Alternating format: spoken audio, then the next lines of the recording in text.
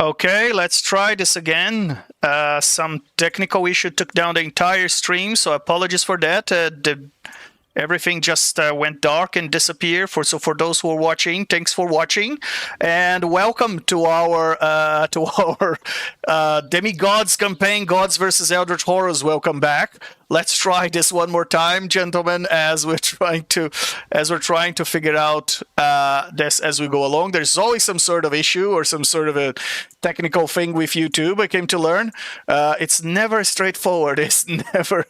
All right. So, welcome back to Gods versus Eldritch Horrors, where we have this group of brave demigods here, where we are telling their divine journey. It seems that the multiverse is balanced on a knife's edge, where at the edges of the multiverse, the encroaching madness of the far realm keeps trying to it's very insidious and keeps trying to corrupt and consume the creation of the multiverse of D&D. The premise here is the gods are losing their grip on this balance, and there's a Mistress Ban has been shattered as she was assassinated by the god of deception Cyric. The balance of power is, in fact, on the edge of oblivion. There are ancient eldritch horrors that are steering in the far realm, and their tentacles seem to be coming closer and closer to the center of the multiverse. And we have these demigods with ambition and with destiny, and for whatever reason motivates them. They have been deeply involved in divine politics, and they have also been deeply curious for different reasons about the cosmic horrors that lie beyond the creation, the multiverse. Some gods believed that they hold the key to salvation in this multiverse.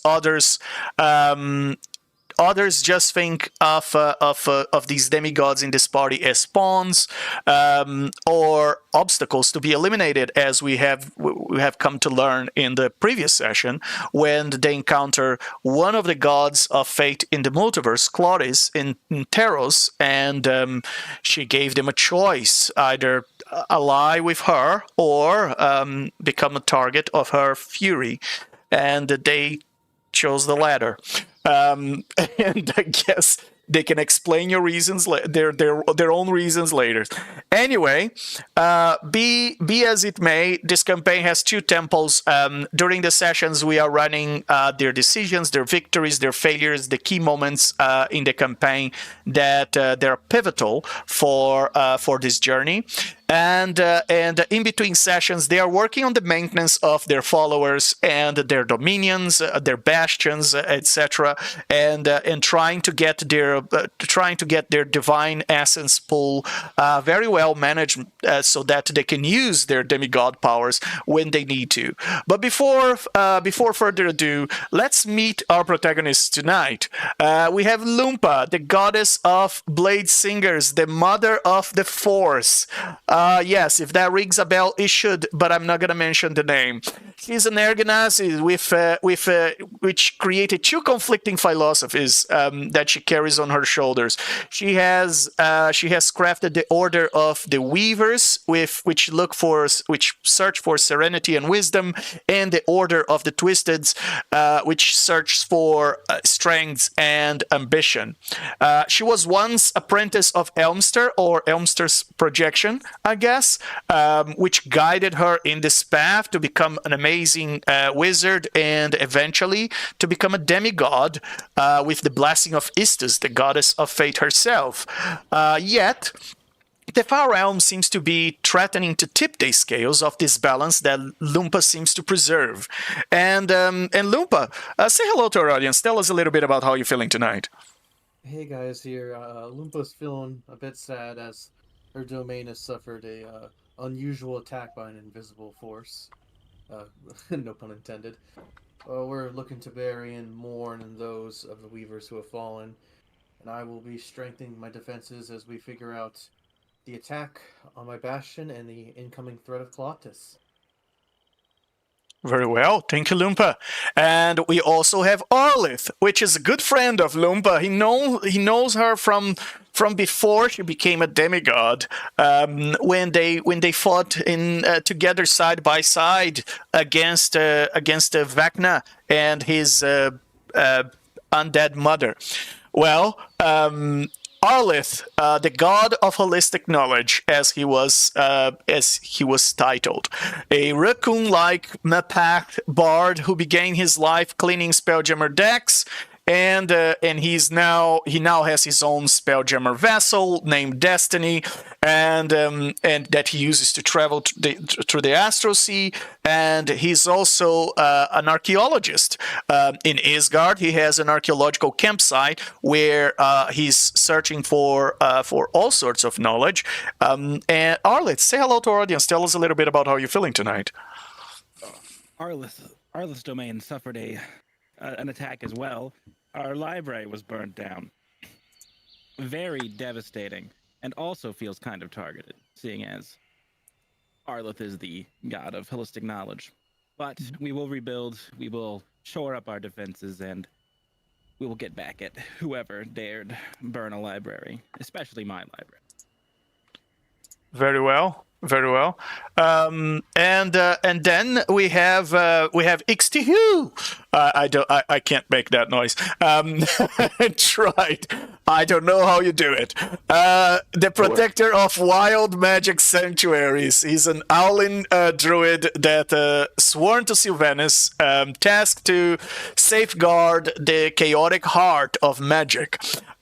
He has faced the Far Realm's corruption before, and now he teeters at the edge of sanity, I guess, because of that. Knowing that the balance of magic and the sacredcy of the wild magic sanctuaries is at risk, constant risk, being threatened by the presence of the Far Realm ever looming in the multiverse. Xthu, tell us a little bit how you're feeling tonight. Say hello to our audience. Hello, I am not feeling so well, but I have been dealing with vast fires that threaten my domain. But they are under control now, and I seek to heal the forest and its creatures. Very well, very well. And with that, we have Arathis, the god of harmonic flow, a dragonborn monk who once followed the Frost Maiden's cold path, and now he's a devotee of Eldat's Serene's wisdom, although she's been imprisoned. He is a master of peace and balance. Arathis walks the fine line between calm and chaos, since he has a insidious interest in the realm, because, well, Eldath, to who he's devoted, is imprisoned there. So I guess ensuring the multiverse's harmony and saving Eldath is a tricky balance to strike. Arathis, say hello to our audience. Tell us a little bit about how you're feeling tonight. Yes, well met, everyone. I'm saddened to see that some of my compatriots have encountered such violence against them.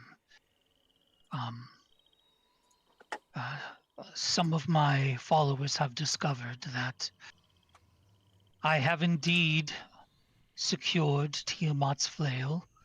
It is in my possession. However, I have begun spreading news and increasing training in the art of disarming and forcing your enemy to yield their weapons in an attempt to educate my followers and those around.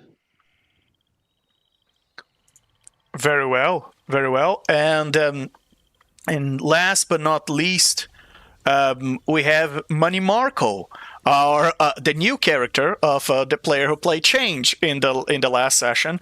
The god of purity of soul, once a humble farmer, conscripted into war, and now a righteous crusader, Marco fights his own battle lust, using his divine purpose to justify his unwielding pursuit for purity. He is trying to destroy corruption wherever it festers, and that includes the corruption of the far realm in particular. Marco, say hello to our audience. Tell us a little bit about how you're feeling tonight. Hello. Marco's doing pretty good today. He has found a wonderful lead on things to destroy. He's going to do some investigating and start another crusade, as he's prone to do. Very well, very well. And on that note, let's tell our audience a little bit about what happened in the last session. Well, our demigods learned through different sources and through different timings that there was this abandoned temple in Teros. Now, Teros is a very attractive location for any demigod, because in there you can just let it loose and, have some time off from all the politics of the multiverse. There are so many demigods there and gods, and there's so much intervention of the gods in the day-to-day life that it just became kind of a deity paradise, kind of Greece in real life for many people who just goes there to let it loose. So yeah, it's kind of like that. They've been they were there, however, not because of not for pleasure, but for work. They were seeking answers about the far realm's corruption, and they've learned that this temple might have such ancient and forbidden knowledge. Well, in a multiverse where knowledge is power, particularly to many gods, the gods are not very they're not very willing to share what they know about the far realm, and in fact, it's usually just spoken in hushed tones. And as even the knowledge about the far realm can make one mad, can really shatter your beliefs and your principles, as these characters came to learn in the last session, as they uncovered a secret room in this ancient temple where they encountered a sphinx, and a sphinx apparently had gone mad and tested their minds, offering descriptive truths that seem to be really pulling on the sanity of our demigods. In a moment of temptation, as they all were choosing their treasures, their treasure chests, with interesting items inside. Many of those items seem to be influenced by the presence of the far realm. There was a moment of temptation that one of our demigods couldn't resist. The demigod of metamorphosis, Change, a plasmoid who decided that the far realm shards he encountered in his chest were consumable items, and he decided to consume them, leading, unfortunately, to a catastrophic transformation. And, well, it depends to who you ask. Earlier that night, the Sphinx had told Arathis that the gods that can control their thoughts would become stars. Arathis didn't really give much thought to that and didn't think that that was a piece of truth.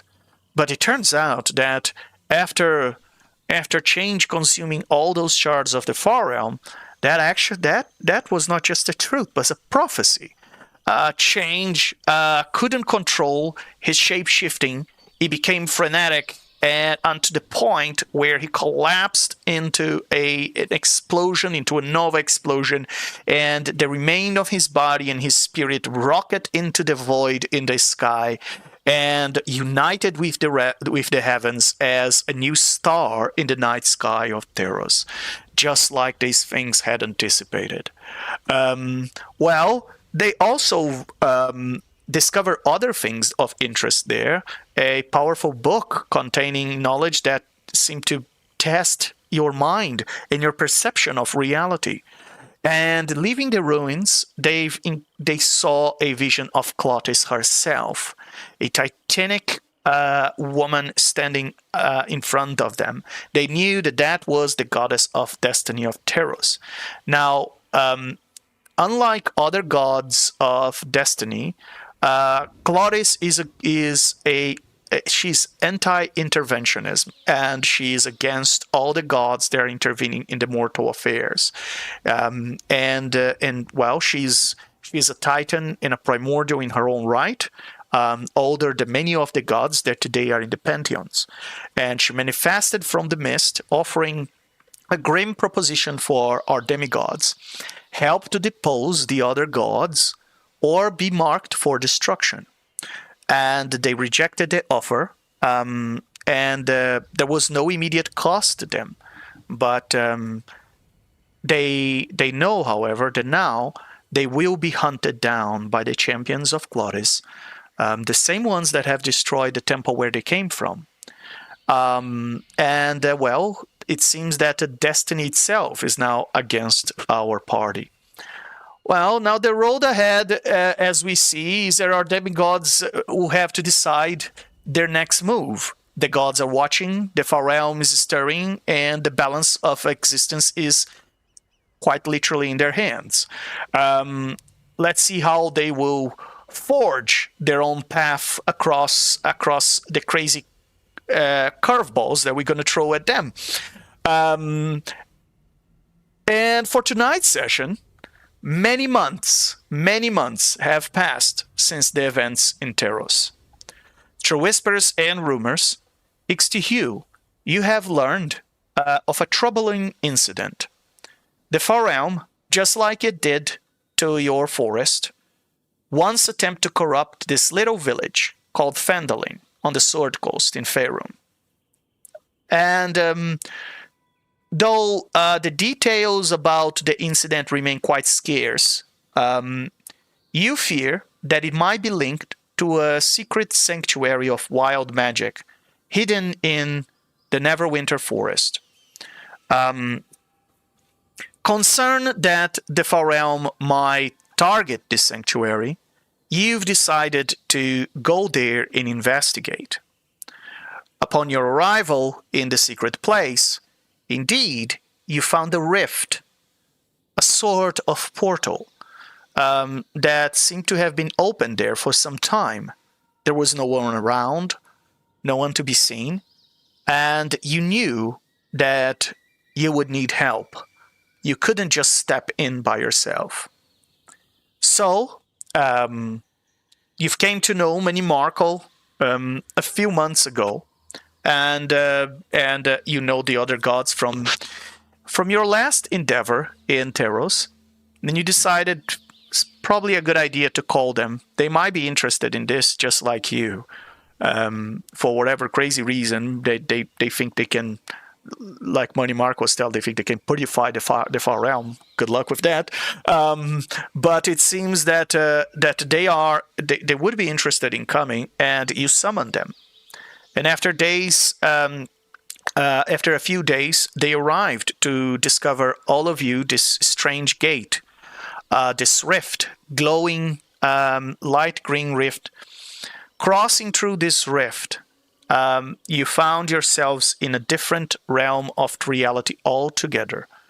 And today, we're going to unravel wherever the hell you went next after crossing through that portal. And on that note, let me bring you all to where you are.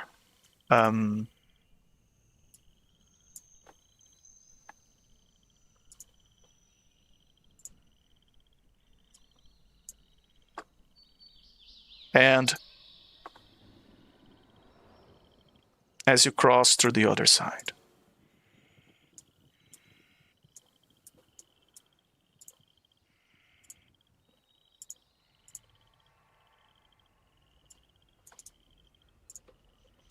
Okay.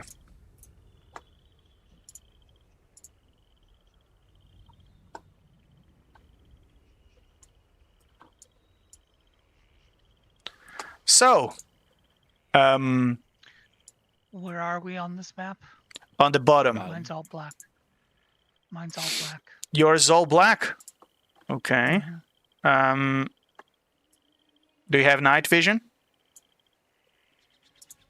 To have true sight, 60 feet. Okay. Yes, indeed. So your token should be Yeah, seeing it seems something. all black, too. I'm going to bring you in a moment, Bunny Marco. You're the last one to cross the portal. And because for whatever reason, jump gate is, of course. You guys can start role playing while I figure out what the hell jump gate did now. There's always something. All right. If any of you can see, please tell me. Apparently, I am blind in this new place. No, you can. You should be able to see now. I already fixed your token. No, that was me role playing. Oh, all right. Well, let me describe a little bit about this place. As you look around, it seems to be the walls seem to be made of gray matter, brain matter. I'm still all black. Legend. How is that? Have you zoomed out all the way and scrolled to the bottom? Yeah, I can see the entire square. Can you refresh on your end? Yeah, I'll do it again. That's strange. Another mystery of Jumpgate, Roll20. Quite a weird place, I gotta say. I see what's happening. All right. How about now? There we go. Yep, now I can. Thank you. All right. Excellent. All right. So, coming back to the description of this place, the walls here, they seem to be made of this thermally organic material. It seems squishy brain. The ground has this fluid and liquid, which seems to be a mix of blood and brine. In front of you, you see this massive wall that seems to go up to you, lose sight. Above you, there's no ceiling. What there is a fog, a very dense fog, which doesn't allow you to see how tall the walls of this place are. As you pass through the portal, this briny maze seems to... Oh, and they smell. They smell in here is... How can I say? Disturbing. Immediately as you enter this place, all of you gain 1 level of exhaustion. Ooh. Just like that. Okay. Boom. Can I hold my breath? Aren't we immune to exhaustion? Not to this one. Yeah. Not this kind of exhaustion. You are not... Okay. You are pretty that's sure exhaustion. whatever this place is, you're no longer in the material plane. Since the smell is terrible, since I have unending breath, can I just hold my breath? So I don't smell it? Yes, you can hold your breath. You still take the level of exhaustion. It has nothing to do with breathing. Oh, okay. Oh.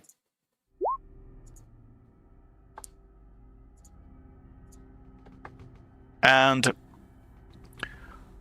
all of you gain 1 level of exhaustion, and you feel your connection with your pantheon is weakened. As you look around this place, you're still waiting for Money Marker to pass through the portal. The impression you have is that this is you are in some sort of alien plane.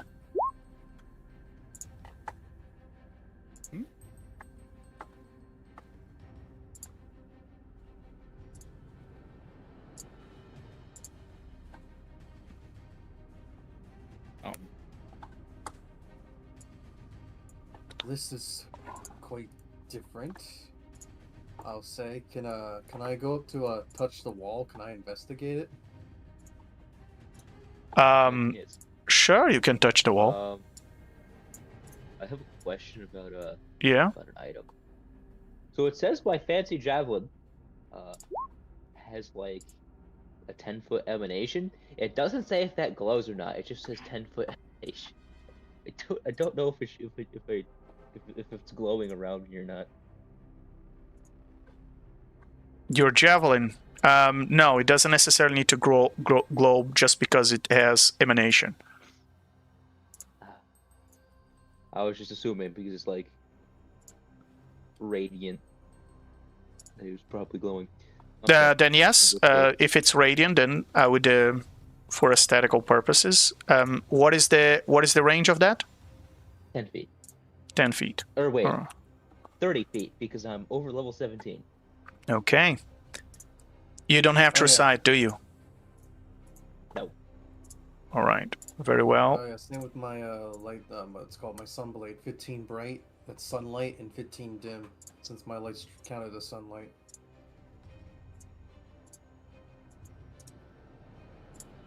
Who is going to get away from? In Money guys Parkle, with their, you also right. gain a level of exhaustion as you enter this place. That's what this flag means on your character. And we are using the 2024 exhaustion. For those of you who don't know, exhaustion rules have changed. So your D20 tests are affected. When you make the D20 test, the roll is reduced by 2 times your exhaustion level.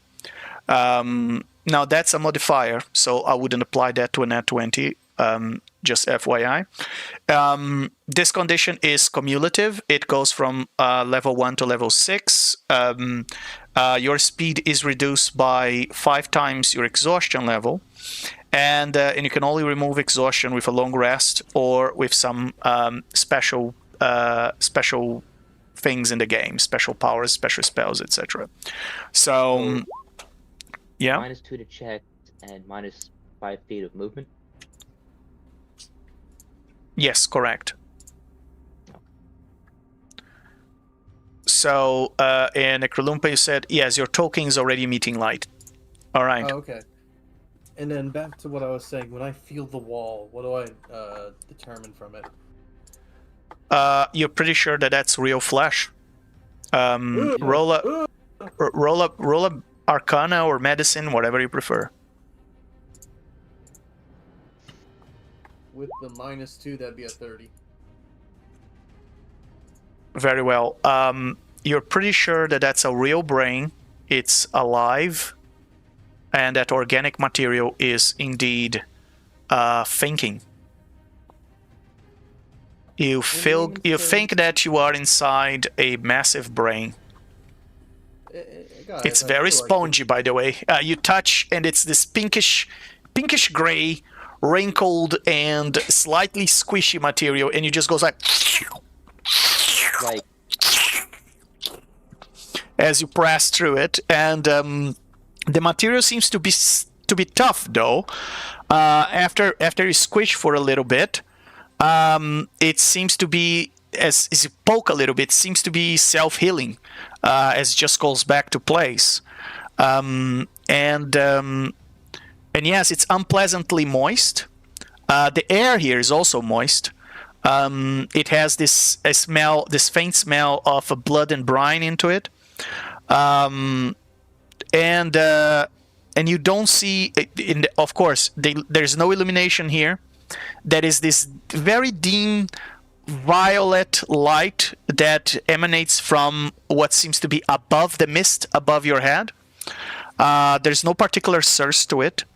And this is and you can look around here, and it's dim light all across all across this place. The folds of sponge material seem to go all the way until you lose sight, and yes, it seems that the only thing around here so far that you can see is the portal. Go ahead. Someone had a question. Oh no! Sorry. Go for it. Would this giant spongy brain be anything similar to like an elder brain or something?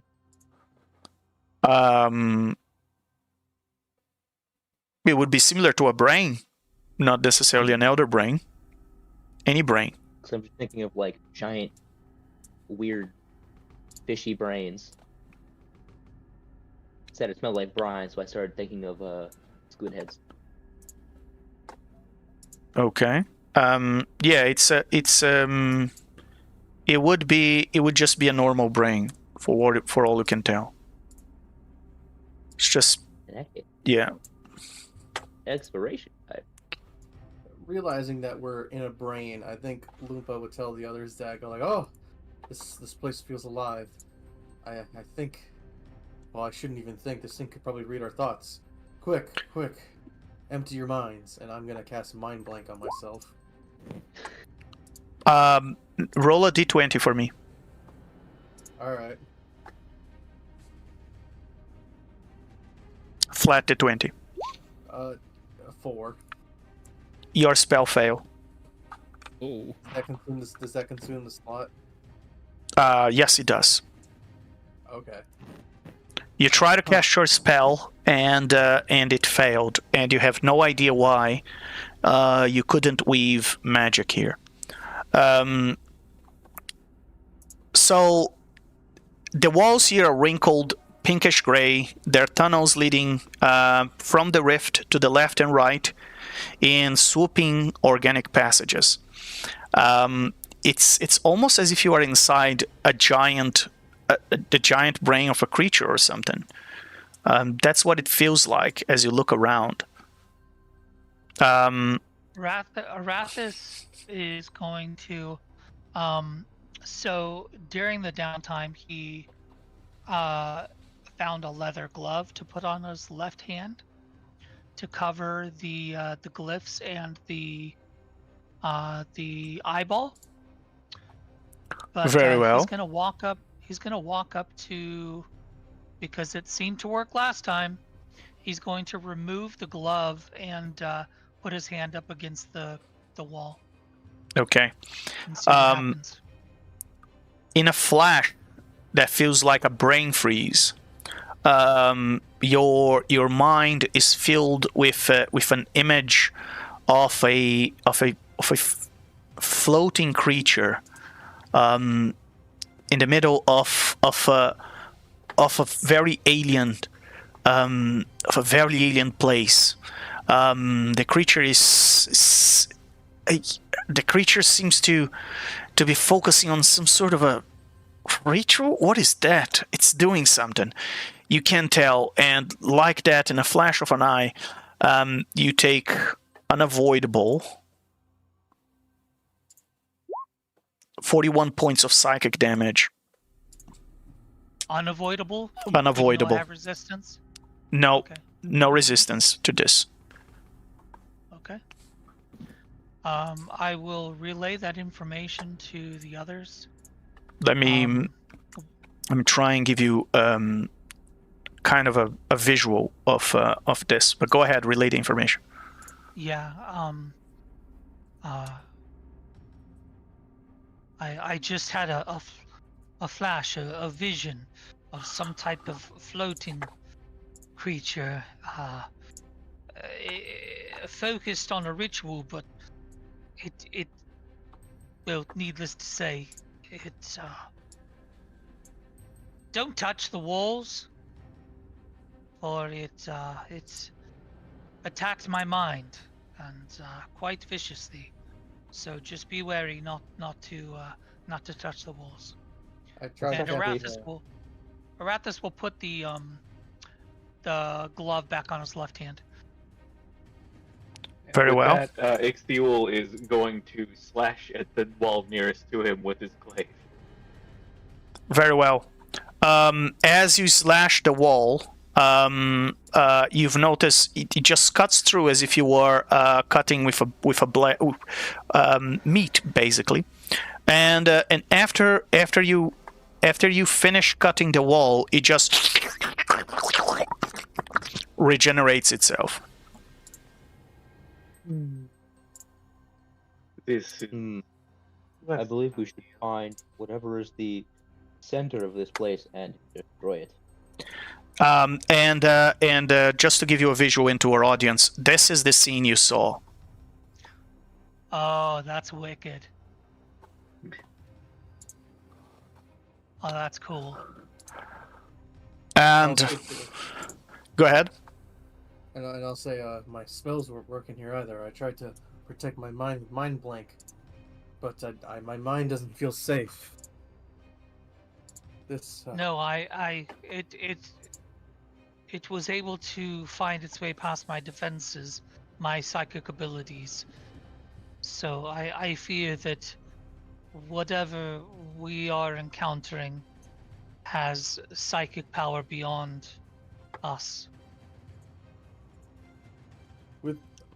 with my 30 in intelligence, is there anything I could think of for a logical reasoning for this with psychic abilities to deter against mine? Well, yes, of course. Roll an investigation check. Let's see if you can put 2 and 2 together. 28. Excellent. 28. I see a 30 here. Because of exhaustion. Oh, because of exhaustion. Yeah. All right. So that's strange. I thought D&D Beyond would have accounted for exhaustion for when you roll Because we're stuff. immune to it, so it Okay. Yeah. All right. Okay. Fun times. I'm Okay. having technical difficulties. What? Give me a second. You having what? Technical difficulties? Yeah, when you swapped the images, it zoomed my thing all the way in, and it won't let me zoom back out. So I need to restart. Rolling All for a right. second. Just refresh the page. See if that will work. Lumpa. I mean, you've been studying this for some time, out of curiosity. You've talked to your friends that seem to remember very faintly what happened to your alternate self. But you do know that an alternate version of you has you have come to learn that alternate version has spent more than a decade in the Far Realm, and after she got back, she fought Vecna just like you, but she was not successful where you were, and that version of you spent many years in the Far Realm, and you wonder what could have done to her. How does it feel to be there? What happens when you are there? And it seems that the Far Realm is beyond the realms of the Weave, is beyond the realms of the gods, is beyond the powers that you can wield. The deeper you go into the Far Realm, the more corrupted your powers are, and the less you can rely on external sources of power, and the more you need to rely on those within. And yes, magic, physics, and everything else don't behave the very same in the Far Realm. For all you've learned, the Far Realm has infinite layers of reality crumpled one upon another, as if it has multiple dimensions just crumpled. And for the little you've came to learn, this affects the way magic behaves, the way transportation spells behave, the way location spells behave. If you're trying to find someone, scry on someone, if they are in the Far Realm, all this magic that relies on the Weave and on the gods, it doesn't really work there. At least, not reliably.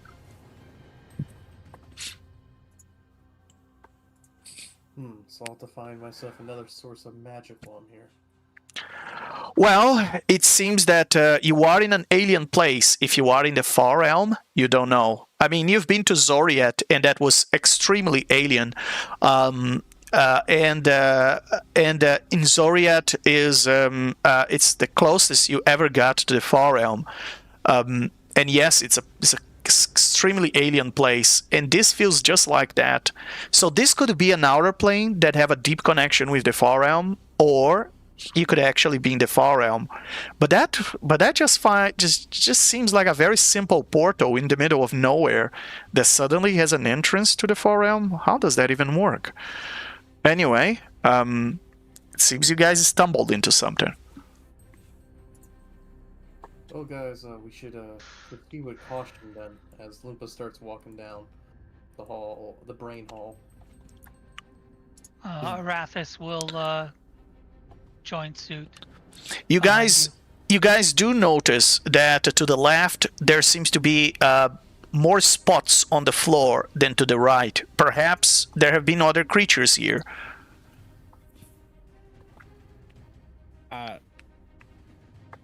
Is the portal bi-directional, or are we? Well, you can certainly test that theory. I would love to, actually. I'm going to attempt to. Very well.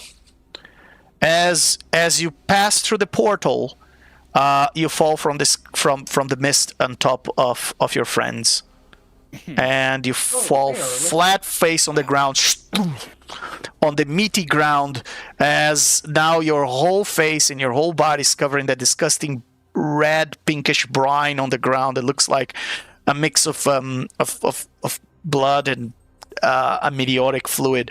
And as you get up and all that disgusting viscous liquid you're taking out of you, you realize that it is two-directional. The problem is that the other direction doesn't lead you outside. It leads you apparently to the mists above. I see. Does the ground below, does it squish like ground beef or something? Like real? Yeah, it's like you are stepping on skin, on squishy skin. All right, just ahead of you, as you arrive, there are 4 what seem to be Duergar corpses. They are strewn about this curved passage. They seem to be mages and warriors, and well, if they died here, this happened months ago.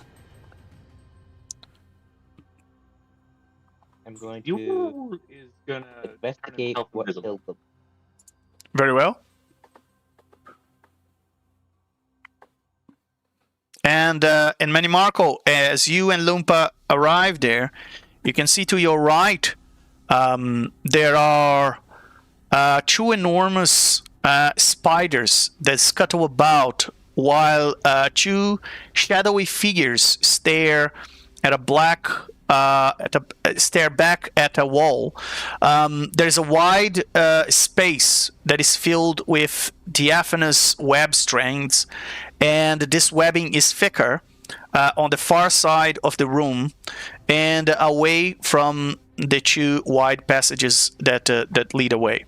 So those spiders, you know what they are. They seem to be phase spiders.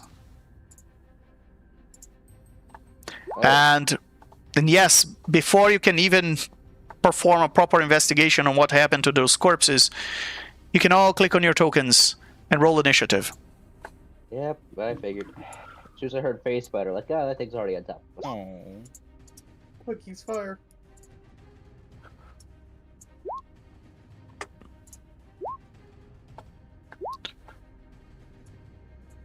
What's actually rolled twice?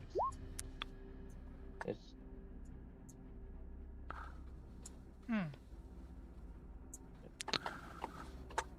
Mine didn't show up. Yours didn't show up? Clicked on my- Okay, Yeah, let me I add. clicked on my token though. I rolled a 29. 29 it is. Loompa, you sure you don't want to try out our little bet on this game? No. And Wait, you have a better. No, look, you have a plus 16. I only have a plus 10. Yeah, but my old character, I had advantage. Ishtiwul is going to expend 1 charge from his Spindle of Fate. Okay. And add his proficiency bonus to his initiative roll, making that a 14. A 14 or 15? 14. Because he rolled a Okay. 9. Oh, no, So sorry. it's 15. Yeah. 15. I'm bad at math. That's all right. All right. So if that, Arathis, what would you like to do? So he just walked up and he's just now noticing them. I would like to. Sorry, what is the study action? I think that's what I was asking you about as a bonus action, just to do like a perception, or I would like to try and just take in. So Obviously, I know this is so a they vampire, study. but you Yeah, guys- they just gave a name to a type of action that it's just catch-all term for skill checks of Arcana, History, Investigation, Okay. Nature, and Religion. But it's not going to cost us our bonus action. No, Is I that wouldn't do that. No, Okay. that's Okay.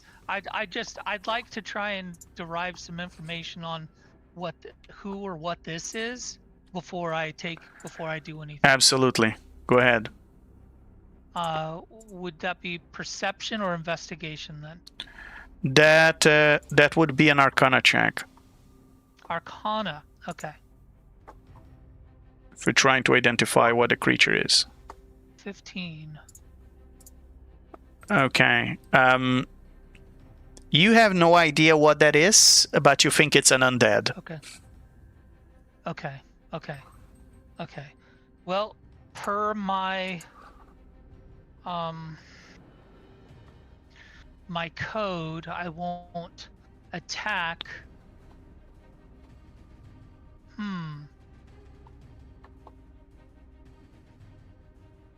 Interesting. I'm curious if I'll be able to do this. I will.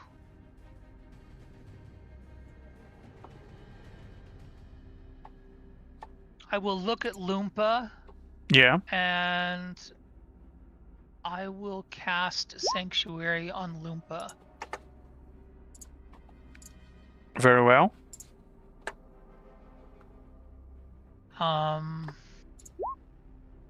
And I will say, Loompa, you must be careful. We do not know what it is that we are facing here.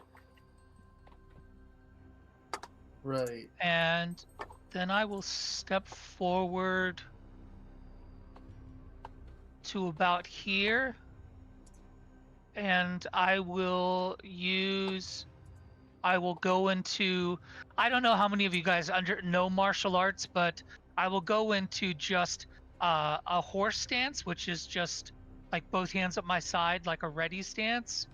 And I will expend a point to go into heightened patient defense, which gives me disengage and dodge actions, and I gain 2d12 temporary HP. 1, 2. So that's 6 temporary hit points as I just sit in a defensive posture. And that will complete my turn. Very well.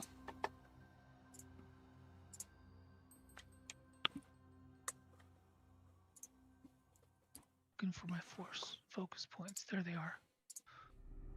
How'd I have 18? I should only have 1. There we go. Yep, that's the end of my turn. Very well.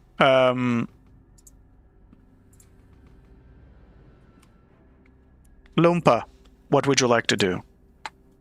I guess I will. I'll I might as well Blade Song since I have at least 7 uses of it. So that'll increase my speed and AC. Yeah. And I'll say thank you, Arathis. Oh, I should have put that on myself. Crap. I didn't even think. I've never had this spell before. It's gonna go away once you attack. So never. It's fine. It's fine. Can I Arcana this interesting looking statue? Go ahead.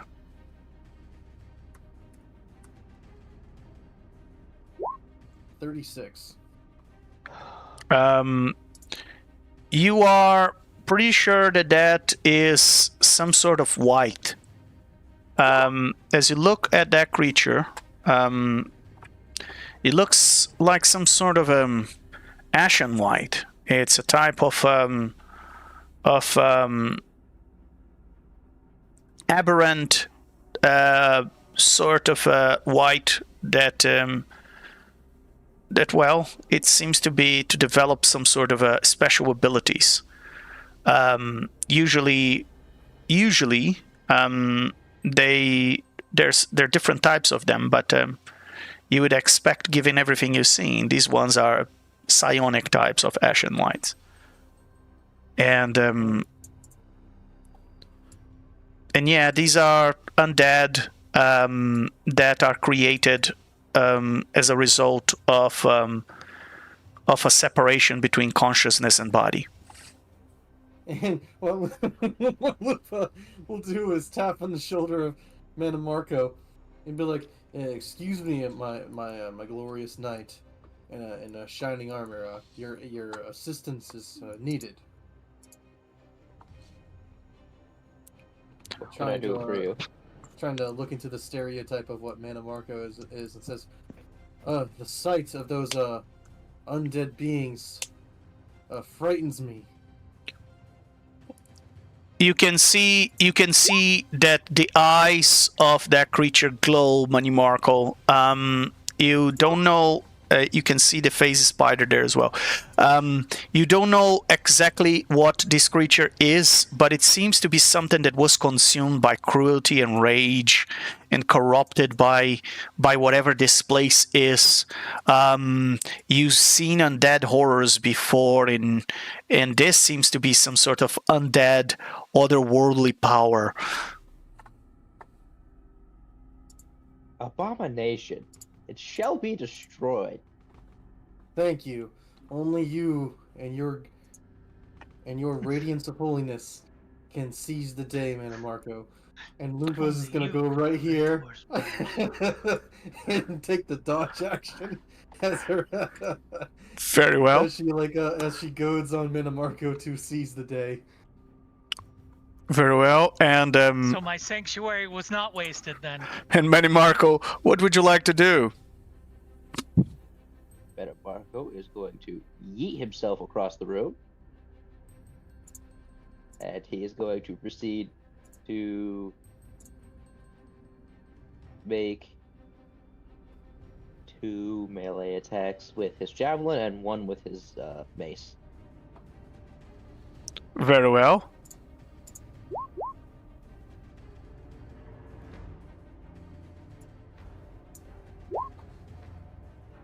26, 27. Very well. Who are you attacking? The creature? Okay. Yep. Very well. Yeah, that hits. Alright. I pray it calculates all the extra damage I get. Okay, it does look like it's helping.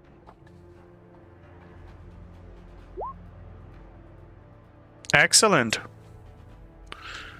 You hit the creature twice with your Holy Avenger javelin, and yes, folks, they do make Holy Avenger javelins. Is it a fiend or an undead?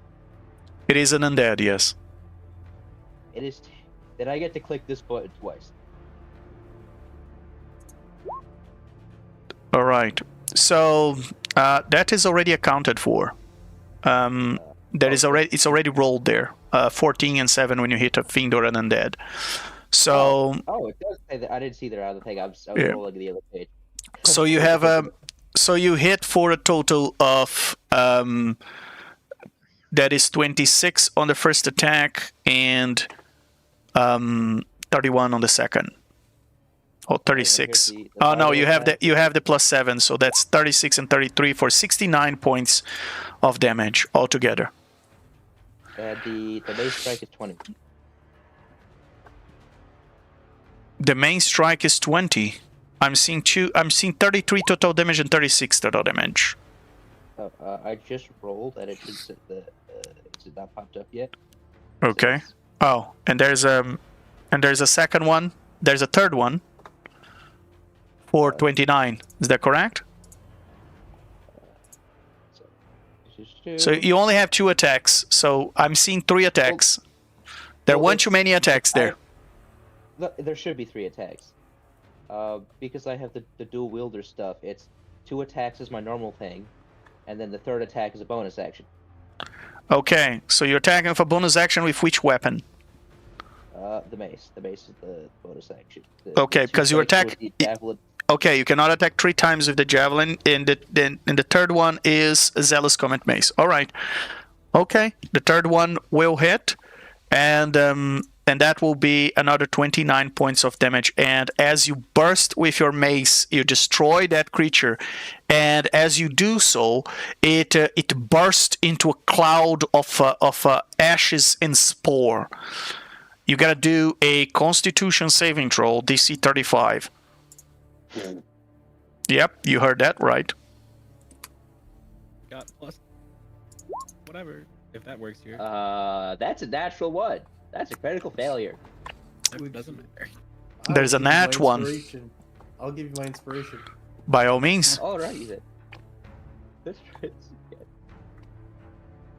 He also gets the aura bonuses from our auras. That's right? 31. Yeah, that's what I was saying. If that works, yeah, I don't know.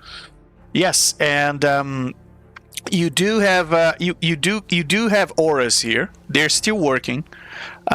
So he does have the plus plus 8 from all the other auras coming to him. So he passed thanks to the aura. 39. Yeah. Yes. So you've passed the check. Don't forget the exhaustion. I mean, I know it's not going to make a difference because it's -2. Yeah. Those aren't until That's level 37. 3. Yeah. 37, Oh, you've it's not passed. saves? Oh, never mind. Sorry, I'm thinking Oh. of 2014. That's my bad. Yeah. So, so yeah, for that, there was a D20 test. So you destroy the creature, and you're covered in ashes, but somehow you've managed not to breathe them in too much, and there's something about them that is. Say this is the whole paladin's resistance to all sorts of things benefit going on. Yes. Very And as Marco turns to all of you, he's covering this greenish gray ashes. Marco, what else would you like to do in your turn? Is that the end of your turn? He is going to grin at them and say, "Abomination destroyed," and he will end his turn. Very well. And it's now the turn of the other Ashen White that is over there, and it's going to step through the webs. And the creature is going to attack you psionically. You gotta do a DC 24 Wisdom saving throw.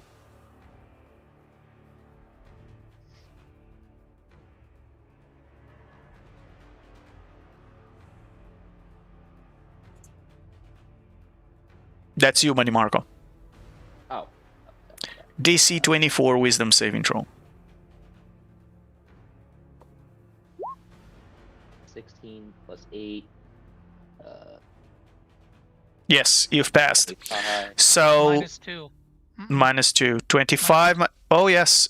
16 plus 8, 24. 25 -2, 23. You failed. So with that, you just notice there is this crown of jagged spectral crystals, and that appears around the head of the Ashen White, and as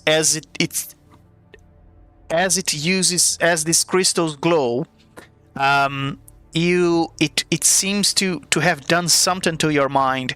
Usually, Marco, you would be resistant or even immune to this sort of condition, but it seems in here you are all very much weakened. This is not your material plane.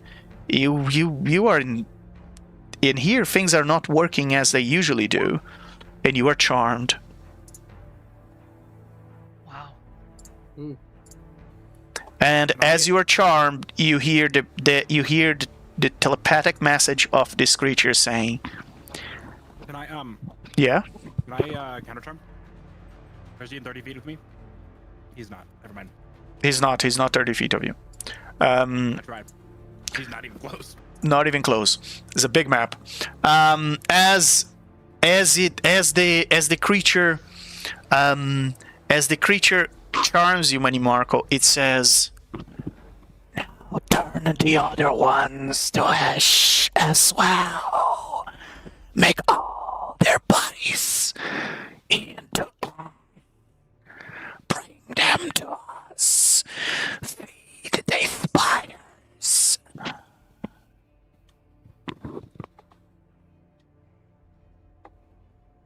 He's referring to my teammates, yes? Absolutely, yes. It's referring to your team. Alrighty then. In which case, there are now abominations everywhere.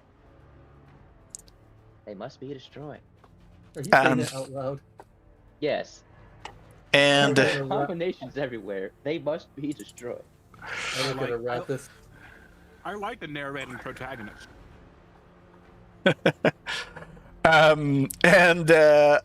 And just like that, as a bonus action, this phase spider phases itself in front of Aratus and is going to attack you twice with its bite. Disadvantage because of the dodge action. All right. Disadvantage 18 and 8. Both of those will miss. Excellent. I'll use my legendary action. Go ahead. I'm moving 60 feet back since I saw that spider. Wait, is Loompa afraid of spiders? I thought that was reserved to Tarasques. No, it's just Loompa is taking her distance to learn since she's in a new environment. She's I not see. going to be too reckless in a place with so many variables, especially seeing Mana Marco turn into a berserker heretic. Very well, very well. And with that, here comes the second phase spider. Can I use my legendary action? Sure. I'd like to cast haste on that next spider. Very well. The next spider is He'll shout, "Go! Go, my divine steed!" very well. The next spider now has haste. Okay, and you guys will see that the two tips are updated with the 2024 version of the status changes. So that should help you guys if you haven't yet memorized everything. Okay, so with now that spider can bonus action phase and can attack one extra time. So disadvantage. Yes. 16, 11, Misses. nat 20. With disadvantage. Yeah, it's gonna hit regardless. I don't have anything to stop a nat 20. Okay. And with that, you take 15 points of piercing damage and 36 points of poison. Okay. I assume you have So- resistance to poison, so that will be... No, I don't have resistance to poison. No? I have resistance to bludgeoning, piercing, and slashing from non-magical attacks. Okay, this is definitely a magical attack. So, Okay. so that's 15 and 36, 51 points of damage altogether. 51. Yes, and you gotta do a DC 21 Constitution saving throw. On a failed save, you're paralyzed. Very well. You've passed, and XTHU! Hold on. Yeah? A reaction. Yeah? Deflect attack. When an attack roll that includes bludgeoning, piercing, or slashing damage hits you, I can reduce the attack's total damage by 1d10 plus 30. Okay, go ahead and roll. So I get 38 health back. Excellent. And that's the end of that. As I block some of the incoming attack. Excellent. the spider tries to pierce you with its bite and with its stingers, and 61. you've managed to parry some of those attacks. As you just block them and use your fast arm movement to put some kung fu moves on the spider face.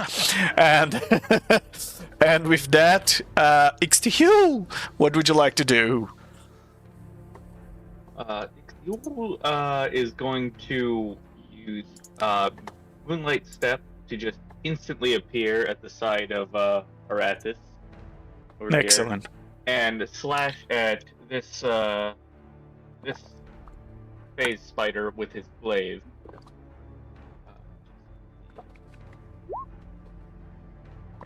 Nope, that's the wrong thing. That's not an attack. No, yeah, sorry. I don't That's have all right. the proper stats for the sorry.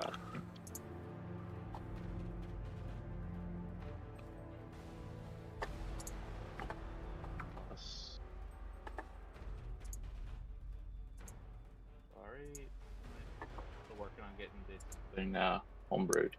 Okay.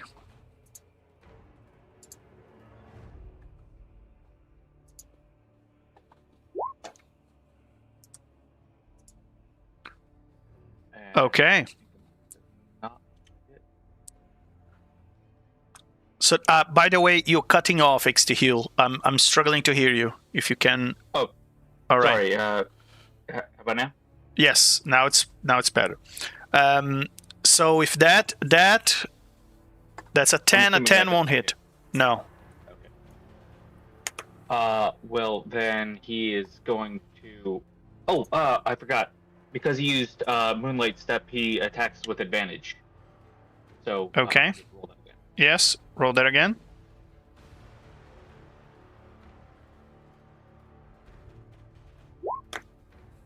Does 21 hit? A 21 hits. Yes. All right.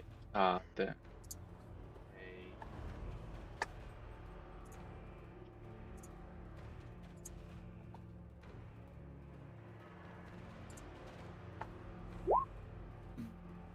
That is 13 slashing damage plus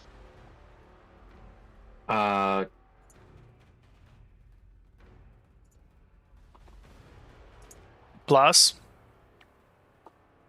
yep, I'm rolling.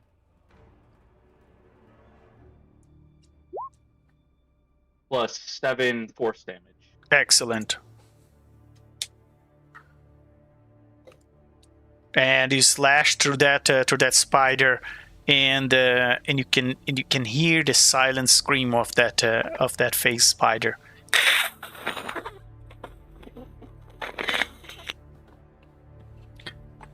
What else would you like to do, Ixtihul? He is going to then just teleport over into this corner over here. Or, well, it's a round area. It's not really a corner. He's gonna teleport to there. Excellent. All right. I'd like to take a legendary action. Yeah, go ahead. After taking some of that poison damage, feeling the poison, Arathis is going to take a deep breath and cast resistance on himself and give him resistance to poison. Excellent. And I have to say, Arathis, just out of curiosity, are you the kind of person that when you find a spider in your house, you take that spider and you put it out of the house? And I'm asking that to the character. Is Arathis, he just catches the spider and throws it in the garden again. Yeah, exactly. You never That's smack exactly the spider. That's a true pacifist then. All right. So get resistance to poison damage. Oh, no, it's not resistance. It just says I can reduce the total damage taken by 1d4. Is that a reaction? No. It's a magic initiate, cleric, resistance. It's a cantrip. Oh, so that consumes an action. if that's the cantrip, it consumes an action. You can do it in your. You're doing it as a legendary action, right? So okay. Yeah, I Alright. thought it gave me resistance, but it It doesn't. It just reduces in okay. 1d4. Can I take that back then? I didn't Alright. understand Okay. the spell, if that's okay. Okay. I was going to do that as my legendary action, but Okay. I'll I thought you forego were. it. I thought you were Continue applying on. one of the draconic resistances thing. No. Yeah. Before I end my turn, can I, since I can see Minimarco from here, can I make a check to see if I can like figure out what's going on with him in terms of like his whole being charmedness? Yeah. Both you, Lumpa, Arathis, all of you can roll insight.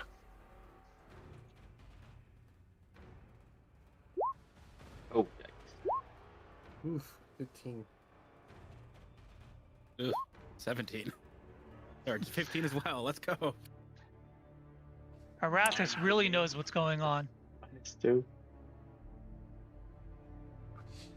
All right. And Arathis, you're the only one who realized that because it is something difficult to believe. Marco is charmed. How's that even possible? He's a demigod. Yeah. That doesn't work on you guys. What the hell is happening here?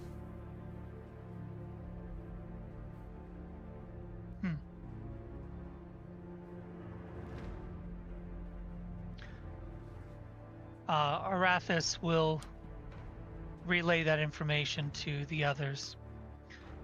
The magic here is it's not normal. It's can affect us in ways that we have yet to experience. I believe our companion Marco is under the charm of that undead creature ahead. Be cautious in your actions. It must have gotten to his mind. The brain is affecting him. Arlith, what would you like to do? Having seen Marco cast haste on one of our enemies, I am going to knock an arrow in the short bow of melee and play the Song of Precision, which, because I have a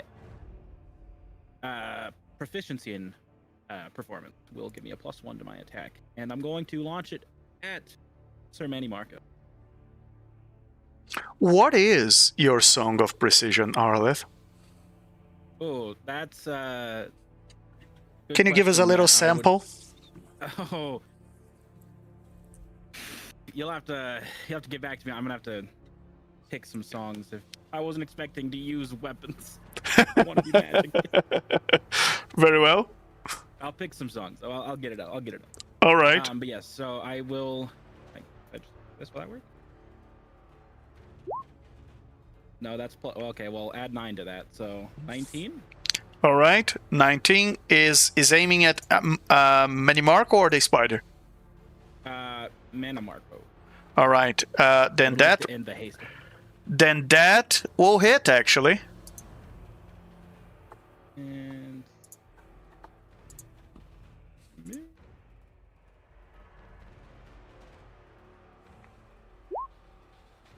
Excellent. That is magical, so 8 points of piercing damage. Marco, this... Yeah, go ahead.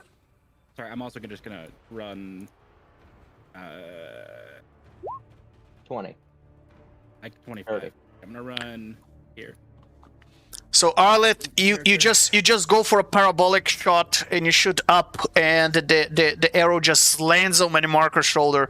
Marco, the moment it does, it's you've something happened to you. It's almost as if you're almost snapping out of it.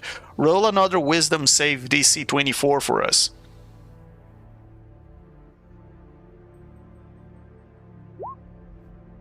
21 plus 8 -2. Yep. No, that passes. All right, very well. You snap out of, thanks to that arrow, you now snap out of your charm condition.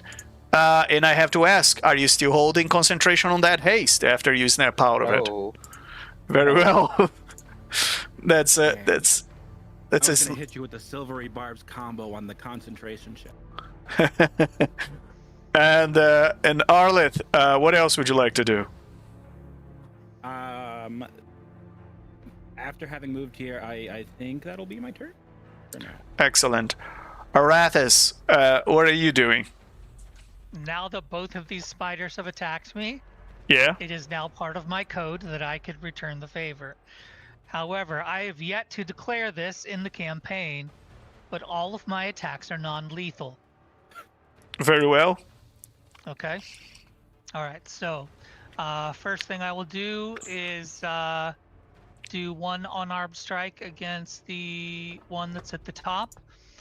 Per my Bastion turn, I did training, so I have an additional 1d4 of bludgeoning damage. Yeah. And oh no, wait! I'm going to use my Peacekeeper. I'll use the Peacekeeper, Mm-hmm. which automatically adds stunning strike. So here's my first attack. All right. Now, for those of you watching that you have no idea what a non-lethal attack is in D&D, basically, the attacker in D&D now in 2024 is very explicit. It was already allowed before, but basically, if you're hitting someone with a melee attack and you're going to reduce them to 0 hit points, you can choose not to. You can choose to just knock them off. And make them unconscious rather than kill them outright. So, and that's the option our pacifist monk, of course, is taking. So yeah, 30 will hit. Go ahead and roll damage. Okay. All right, so I have an additional 1d6 from the Book of Exalted Deeds. So there's that damage, plus this damage. Excellent. Then I need a DC 23 con save for the stunning strike. Which spider? The north or the south one you're hitting? The north one. That one just falls to the ground and turns its leg up like spiders usually do and crawl into a fetal position and is unconscious. Unconscious. Okay. Yes. So now I'll repeat the exact same combo. So Peacekeeper, non-lethal, with stunning strike. Excellent. That hits. So roll damage. This plus an additional D6 of damage and a DC 23 con save. Very well. That's another spider that is unconscious. All right. Turns and then upside down. I will bonus action disengage. You don't need to disengage. They are unconscious. Okay. So I will I'll come back up here to these guys and say the spiders are taken care of for now. I believe the only thing we have left is this undead. Still be wary, for I don't know what it is that we are about to face. And that'll complete my turn. Lumpa, what would you like to do? I'm too far away. Man and Marco, do you want to switch with me so you can smite the heretic? Yes. Alright, Yes, I'll he switch would. with Man and Marco. Very well. Manamarco, what would you like to do? Marco's going to turn slowly, look the creature in the eyes, and say, "You should not have done that." And he's going to rush him, and he is going to stab him with his javelin. Very well. It's going to be 2 stabs, and the first one is also going to have smite on it. Excellent. Well, that's a nat 20. You get inspiration out of that. Oh, hooray, I've critted my smite attack. That's lovely. Now I have to go roll the The audience loves it. Oh, thank you, audience. I always appreciate a good critical smite. Manny Marco, don't forget you have this new thing, the slow thing with your javelin, to apply as well, if you're not yeah. familiar with that. Like my weekend. However, I don't think he's gonna live this. All right. So that's a total of. Well, we can roll damage twice now, and twice as well for the damage pool. Oh, I need to roll. Since it's this other type of 2024, you don't double your modifier, just the damage pool. Okay, so I just hit might damage again. and Yeah. The Avenger Jab. That's an extra 30 damage. Lovely. Excellent. So that effectively turns that ashen white into a puff of ashen and smoke, and you gotta do that DC 35 con saving throw again because you're right there, and he explodes into a puff of ashes right up in front of your face, and you're covered in psionic ashen white remains. 30. You have +8 -2, so +6, 36. You've passed. And yet again, you survive whatever the hell that ash could do to you. And you guys are out of initiative.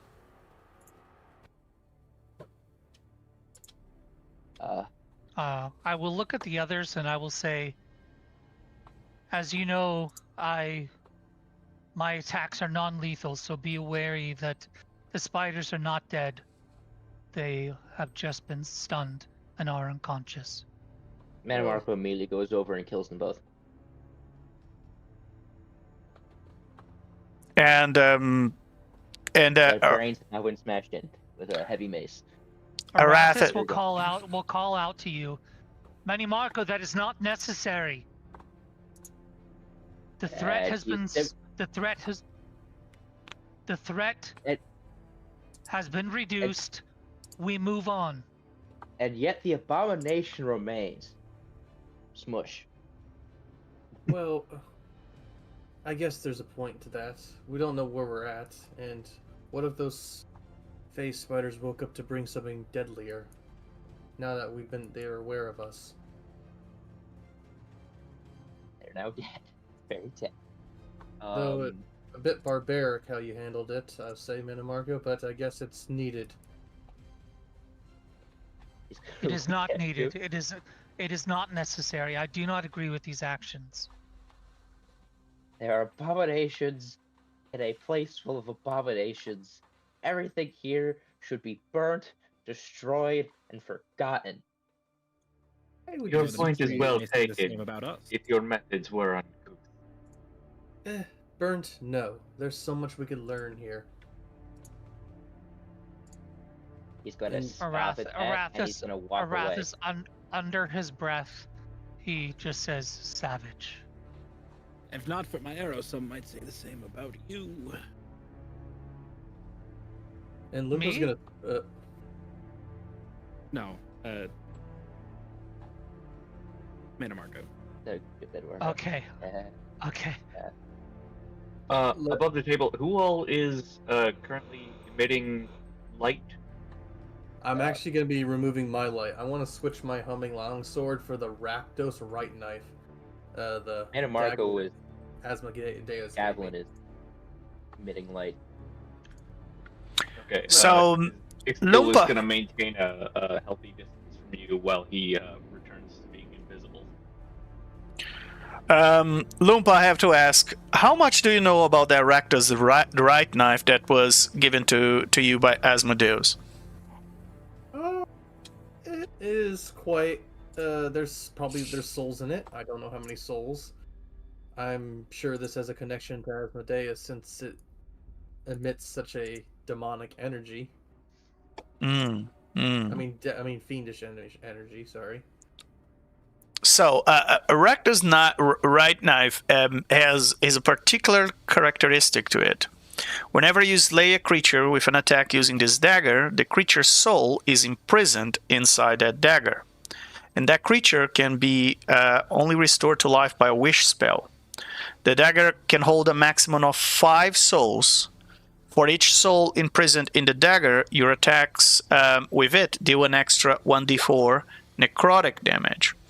And while the dagger is within 5 feet of you, your dreams are haunted by the whispers from the trapped souls.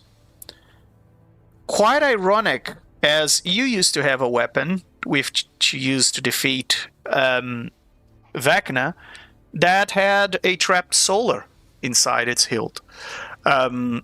So it's almost as if he gave you a weapon to make something similar with this dagger.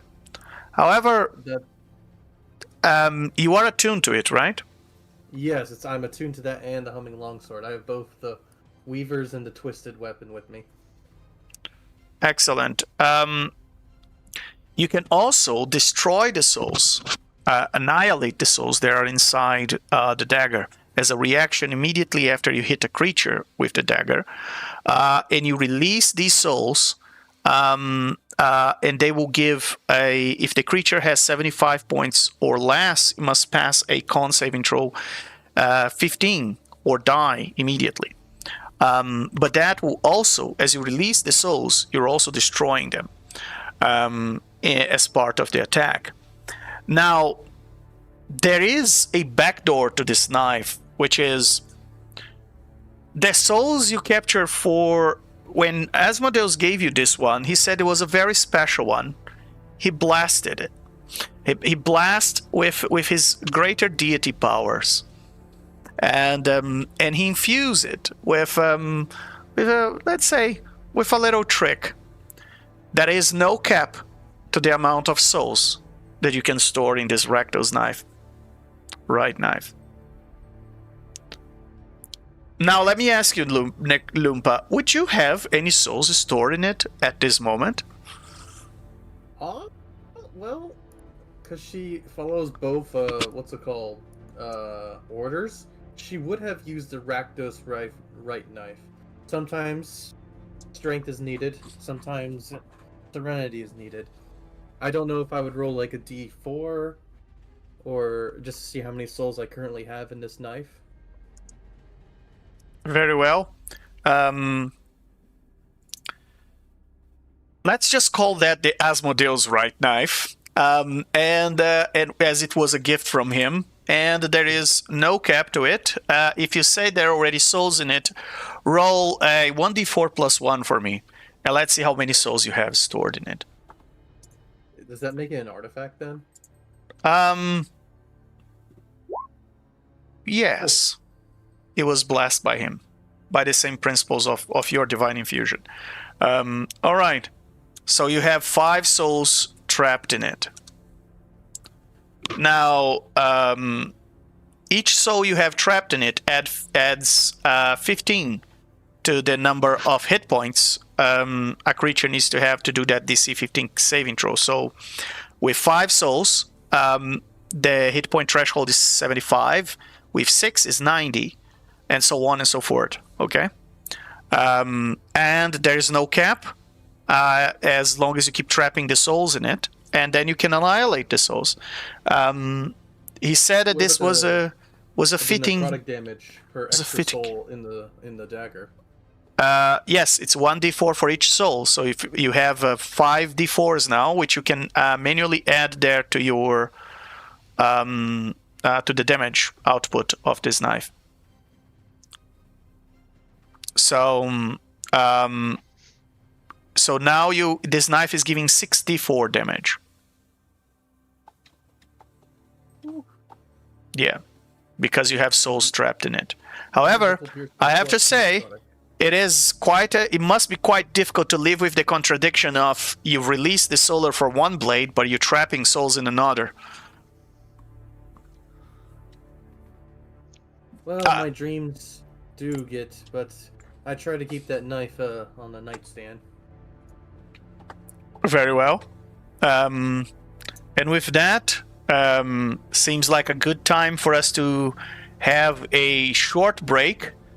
And we'll be right back, everybody. Just a 10 minutes bio break.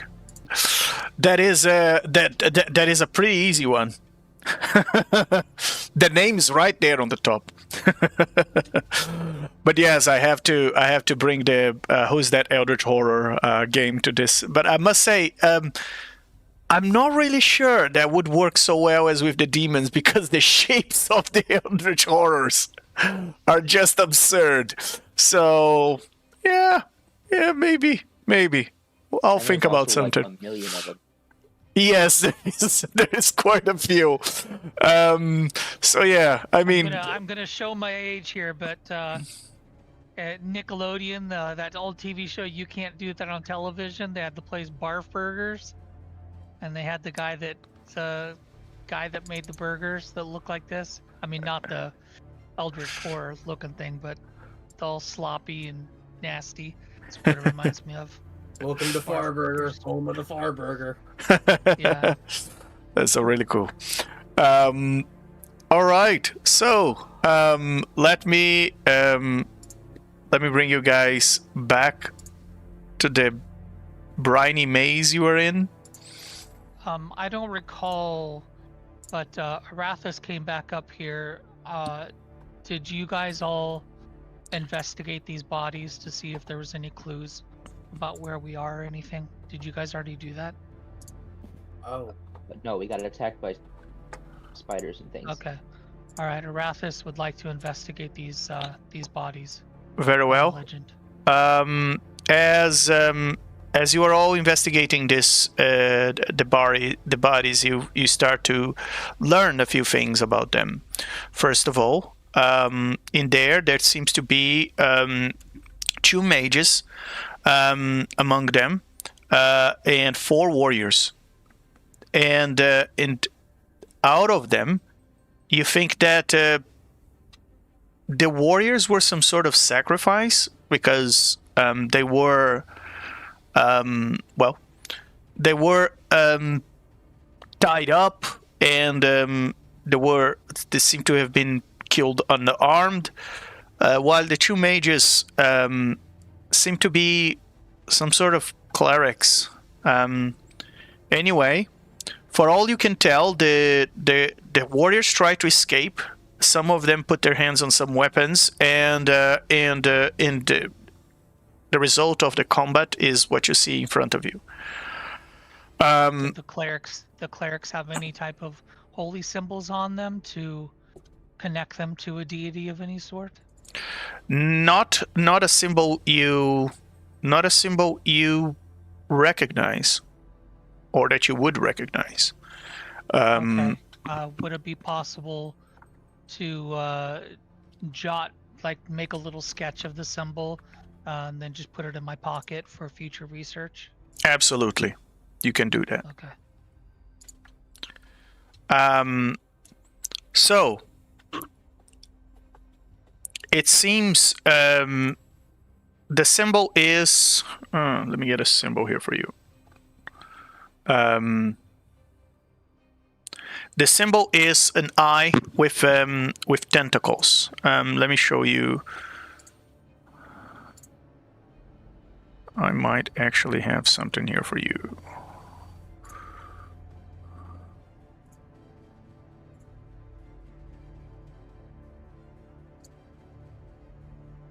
Okay, I'll get back to you on the symbol. I have something I'll send to you.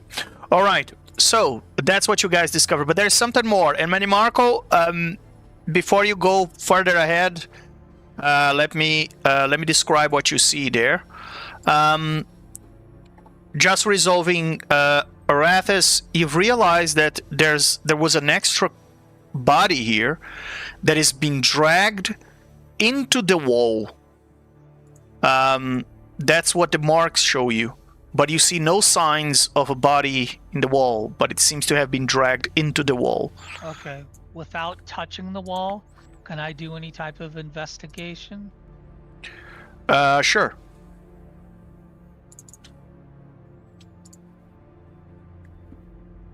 Uh, 18. Actually, that'd be a 16 because of the -2. Well, you are fairly certain that this wall is alive. You think maybe something here in this wall reacted to the dead bodies? That's as far as you can tell. Okay. I'll look back at Arlith and Loompa. I don't know if you guys are there, but I see your tokens there. Yeah, I'm And I still will here. say there's evidence of, looks like one of the bodies was consumed by the tissue on this wall, or the body was taken in by the wall. I'm not sure. As I said before, don't touch the walls. I Yeah. fear Well, it's... And oh, sorry. then I will as I start walking, I will show Arlith and Loompa the sketch of the holy symbol. Maybe you could look at Arlith. Your library is, because I don't know her. The library is burned down. You Hmm. might be able to do some research on this as well if you'd like to sketch it. Loompa, you as well. This image was on the clerics that lie dead over there. Can I roll a religion check on it? On the symbol, Yes. there's no check you can pass that would tell you what symbol this is. Then I'll take a sketch of it and I'll say, yeah, this wall was alive when I touched it. Like that, you know, this place feels like it could consume us any second if we're not careful. And Money Markle, let me describe Keep where an you eye on are. we need to keep an eye on the reckless one. I fear he may endanger all of us. A spherical creature with eye stalks hover at the back of this alcove, Money Markle. You saw it at a glimpse. I saw it at a glimpse. Yes. Okay. There's I don't actually see anything. as Oh, okay. it's yeah, exactly. And as you look at this creature, there's a large open book that rests on a 3-foot tall lump of sickly organic material that rises naturally from the floor. The creature looks back at you and says to you, as it seems to speak your language, apparently.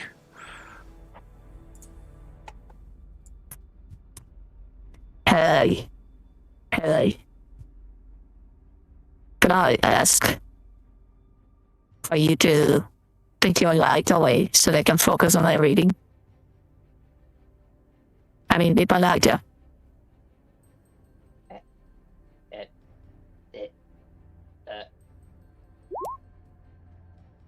You've broken his brain.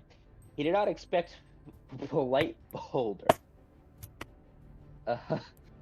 On the one hand, That's not a really beholder. cool. That's a spectator. Oh, a spectator. Sorry. They look very similar. They do. It's a spectator. That's an abomination. It should die. It was very polite. This is what he's thinking. His brain was broken by the fact that it was very polite. The player is excited about the fact that there's a conflict of... Excuse me, did you hear what I said? Would you mind just take your light elsewhere? I'm trying to focus on my reading. I love you. If you would not mind lower the noise just a little bit. Out of character. You remember that? Have any of you played the 2016 Doom? No, like the first level when like the main villain is talking to him and he's just like looking at his hand shaking violently. That's what's going on with Mana Marco right now. Is he's just like violently vibrating in the middle of this hallway. I look at the others and go like, maybe one of us should go say hi, but take your distance. Arathis says, I am fine right here. Yeah, I would like to see how this plays out. I am curious to know what reading, but yes, let's see what the knight in shining armor does. Wait, I have to check if I have what is it called? The thing that lets you tell if things are evil or not. I need to check if I actually took that. that spell done. I don't remember my spell list currently. Because, you know, Are you talking about divine Level 20. sense? I have to find sense, whatever.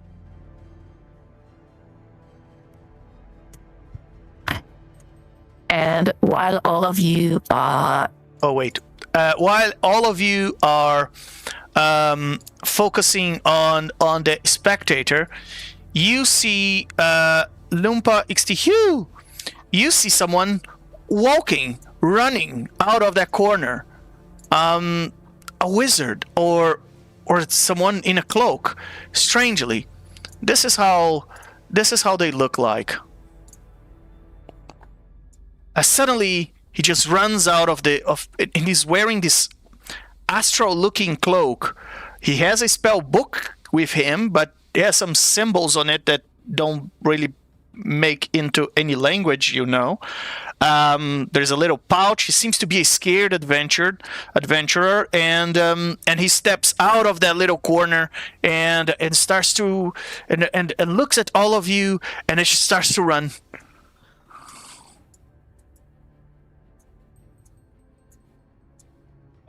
Ixtiul is going to immediately pursue. I think that was about 50 feet-ish. Check that. Lumpa will pursue as Oh well. no, that was like 40 with, feet. All right. with her 60 feet of movement. Okay.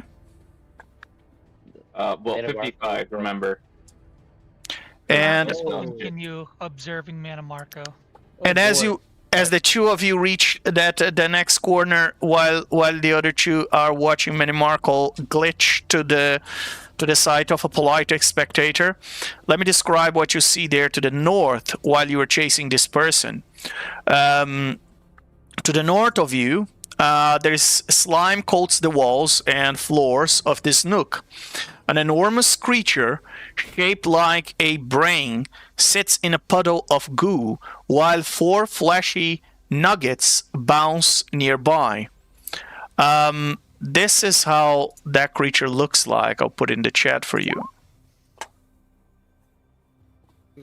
Oh, very fun. And he's just sitting there, and there's a bunch of flying little things nearby that seem to be reacting to it. The little things look like this.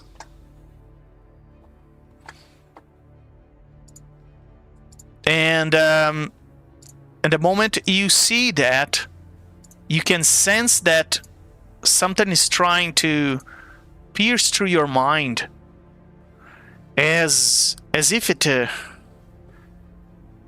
hungers. It starts to try and pierce your minds.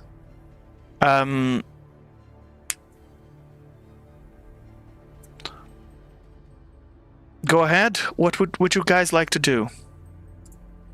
Do we get to make do we need to make a save against that mental intrusion? Not yet. You just sense it for the time being. Hey, Well- hey, slow down there. Ixtiul is going to ignore that whole brain nonsense, and Moonlight step his way directly in front of this guy.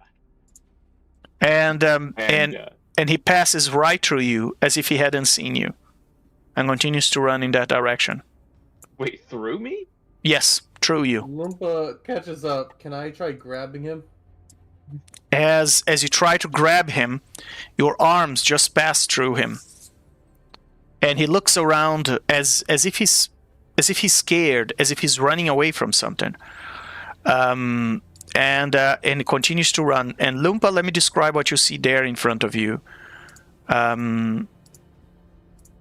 Would I know? from my Shreds knowledge of flesh and broken bones are scattered around this room. There's an enormous double door made of the same spongy material as the rest of the maze that stands firmly shut at one side. The door lacks handles or hinges. As this as this guy, as this mage arrives in front of the door, he puts his hand on his head, and he's confused, and it's almost as if he's trying to figure out how to go through. The two of you have noticed that this guy seems to be perhaps immaterial. Would I know that? Kind of. Roll an investigation. There's infinite layers, isn't there? Yes, you learned that much. I guess that's a 25 with the exhaustion. Yes. 33. So, both of you arrive at the same conclusion. Somehow, this guy is visible to you, but you are not visible to him. And you think that there are, based on what Lumpa learned, you think there are overlapping layers of reality here. And this guy is in a layer that can't see your layer, but you are in a layer that can't see his layer. Can I join his layer? Can I, like, I don't know how to, but, like... How do you want to do that? Yeah, hit escape and then choose instance. I want to think just like the Astral Sea, where you can move with your mind. I would like to move with my mind. Doesn't work. Dang. Cthulhu, do you have any ideas? I don't think my mind's working here. Above the table, is this something that we could use, like, divine negation to, like, bring him to our plane? Or no? No, divine negation doesn't work to negate reality. Can I Misty Step into his lair, since I can cast that at will? You can try. Alright, I'll Misty Step, like, right here, 30 feet right there. Alright. As you do so, you look around, and Lumpa, oh no, you don't see Cthulhu, and you don't see the guy anymore. But Cthulhu, you see both of them. oh. Can I This is the Misty thing about picking one from infinity. I Misty Step back 30 feet the way I came in the exact spot. Thinking, By all means. crud. I'll Misty Step back since I can do that at will. Just to get back and just think of Cthulhu and go like, oh crap, I need to get back. And as you look around, you don't see Cthulhu, and you don't see the guy, and in the Cthulhu, you see Lumpa, and she just teleported back, and you see the guy, but they don't seem to be seeing you. So Ixtiul's head rotates 180 degrees back around to see where Lumpa is now. He goes, I'll speak what's out. going on? Ixtiul, that mage, where are you guys? As I say that out loud. And they don't seem to hear you. I'll wave. It's like see them but not hear them. I'm waving. I'm like looking around the air, just like waving, trying to see if anyone catches that. Cthulhu, you can see her, you cannot hear her. Alright, well, he sees her waving, and he looks confused, kind of cocks his head a bit, and gives a little wave back. And you see Loompa keep waving, and then she's gonna look to where you are, where you last were, even though she can't see you. Can I do non-charades? Can I just like point at my eyes and then close them, and then just try to look around? And when I open, I'm like trying to charade. Oh no. That I can't see. What, charades versus an insight check? Is that like a slow performance versus an insight? Yeah, there we go. You see Loompa trying her absolute best with the 21 to like She can't see you. That's a, that's a 19. I don't know if it's better if your insight is low or my performance is higher. Oh no. So, yeah. So far, you guys continue to have no idea if Lumpa, you don't know if they can see you. XTQ, you don't know if she got the message that you can see her. Money Marco, what would you like to do regarding that expectator? He returns to its nook and starts to little alcove and starts to read its book again. And he already asked you to leave this place. Before it walks away, he was asked the question: "Is your heart pure?" You asked that to the expectator. Yeah. Before it like moved away. I don't have a heart. Oh, That's a lower. There's a lower form of existence that has hearts. I have a much more developed biology. I'm much more evolved. Also, I have a more well-developed brain. I have read many more books than you have. I'm sure of that. Also, my existence is not bound by time like yours. Yeah, see, out of character. The thing is, he was asking about the soul. The creature did not get that. It said that he didn't let it. He's not gonna let it finish its sentence. As soon as he said, "I have no heart," it got bonked in the head. Okay, you can all click on your tokens and roll initiative.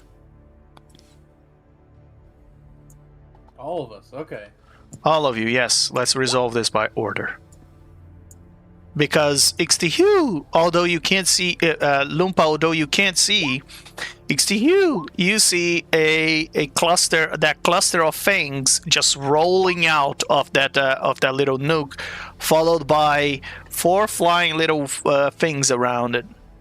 Do I see that too? No, you don't. And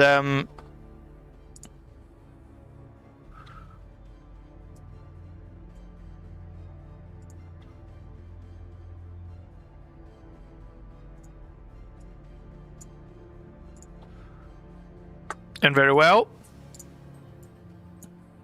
Money Marco, you are the first one to do something. What would you like to do? He is going to get rushed. Although I assume I was already near him. Because supposedly it was before he turned around and walked Get away. away from me. Get away from me. Don't touch me. Ignorant fool.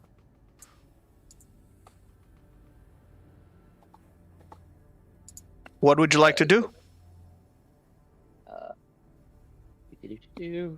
Talk yourself. I'm going to bonk him on the head. Let it take 2 of these. Oh, that's damage. Thanks. That's not what I wanted. That's what I wanted. All right, that hits.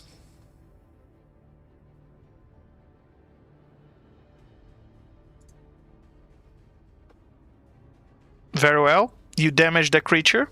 What else? You hit her right in the eye, and he just spins around mid-air. And as a reaction, shoots a ray at you. And you gotta do a DC 23 Constitution saving throw. That's a natural 20. Excellent. 35 in total. You get inspiration. And now, can I have more than one? You can give to someone else if you already have one.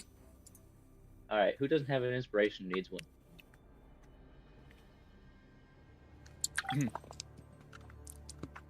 No one? You guys are very spoiled. Arathis doesn't have I haven't it. used mine. Yeah, Yeah. I don't have one. Okay. Take the inspiration. I already have one. All right. As you hit that creature on the face, it shoots a ray at you as it spins around and falls on the ground. Stop hovering, and as with its last words, you just hear telepathically in your mind, Ignorant fool, you will die here.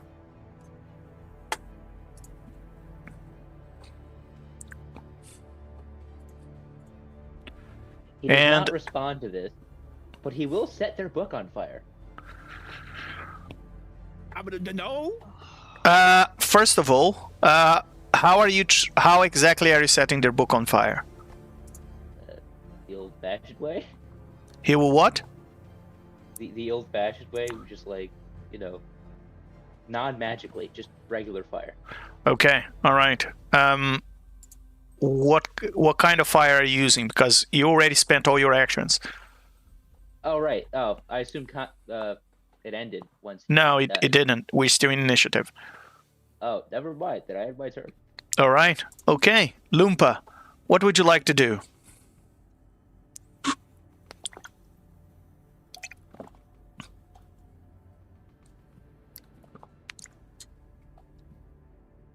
Loompa?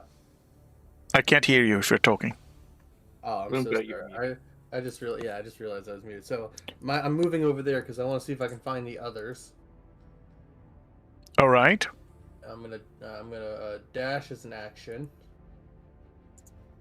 Oop, sorry, it's pinging me. I don't know why it's not letting me move. And as I get back into the room, do I see anyone?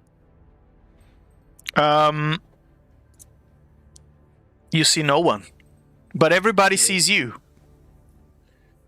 And Loompa's just looking around, just where are they? And then I'll go here, and then I will bonus action. I will try Misty Stepping again. Can I Misty Step 30 feet into here? Yes. Boom. And what happens now?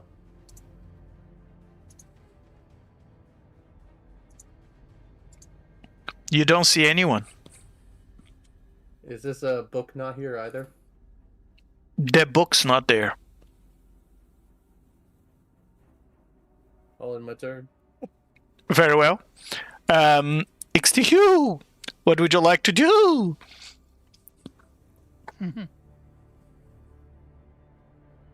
Okay, he's now since he was looking at Loompa just as she flew off or ran off down the hallway, and now he's looking at this brain thing and its little cohorts coming at him. He's gonna run down to about here. That's 55 feet. And By the way, what then is he's that? going- What is that mask token you put it there? The marker in your character? oh yeah, that's I couldn't find the marker for invisibility. Oh, okay. Is this one? Okay, yeah, then we'll use that. All I was right. looking through the list. And, Very well. Very well. No problem. Go ahead. yeah. So, and then he is going to wild shape into a woolly mammoth. Okay. Which I had pulled up here. Wait. That in.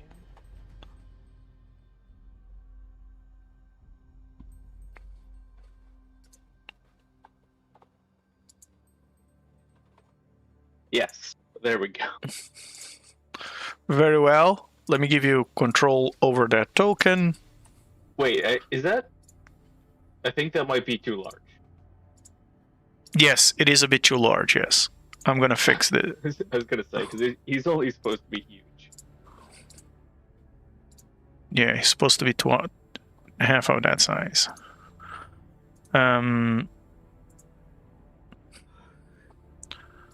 There we go. Yeah, and his tusks kind of glow with a faint essence of moonlight.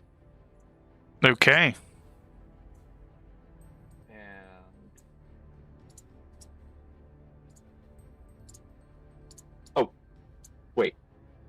Okay, so before he transformed, he did teleport that last like 10 feet or so. He teleported. Yes, by way of Moonlight Step. Okay, so in that My case, order of operations a little bit out of order. I see. So with the Moonlight Step, you teleport. When you finish turning into the into the mammoth, you look around. There's no one to be seen. Great. So I'm mammoth out of dimension. Very well, mammoth. What would So you like to do? He's gonna just kind of look around and swing his tusks. I guess just attacking the air. Like in the general area of where these things were. So go with gore at the darkness, I guess. Very well. I attack the darkness. And there is since a mammoth doesn't have dark vision, can you really see it? What you are doing? Wait, but it's. Don't I retain my dark vision if I'm doing that through wild shape? Oh yes. Yes. Go ahead. Well, oh yeah, I only sent that to you, I guess. I'm not sure how to. Yeah. All right. But yeah, that was an 18 to attack the darkness. And although I guess with did you attack nothing? You just hit the wind. And you hit the wind. I can tell you. You hit the air. You hit the air really hard. Right. Yes. Well, I do 28 piercing damage to the air. To the air. All right. The air has been severely pierced. It's not bloodied though. I can tell you. What's the point pool of the air? What is the hit points of the air? It's infinite. All right. What is double weakness to vacuum? A power word kill the air, please.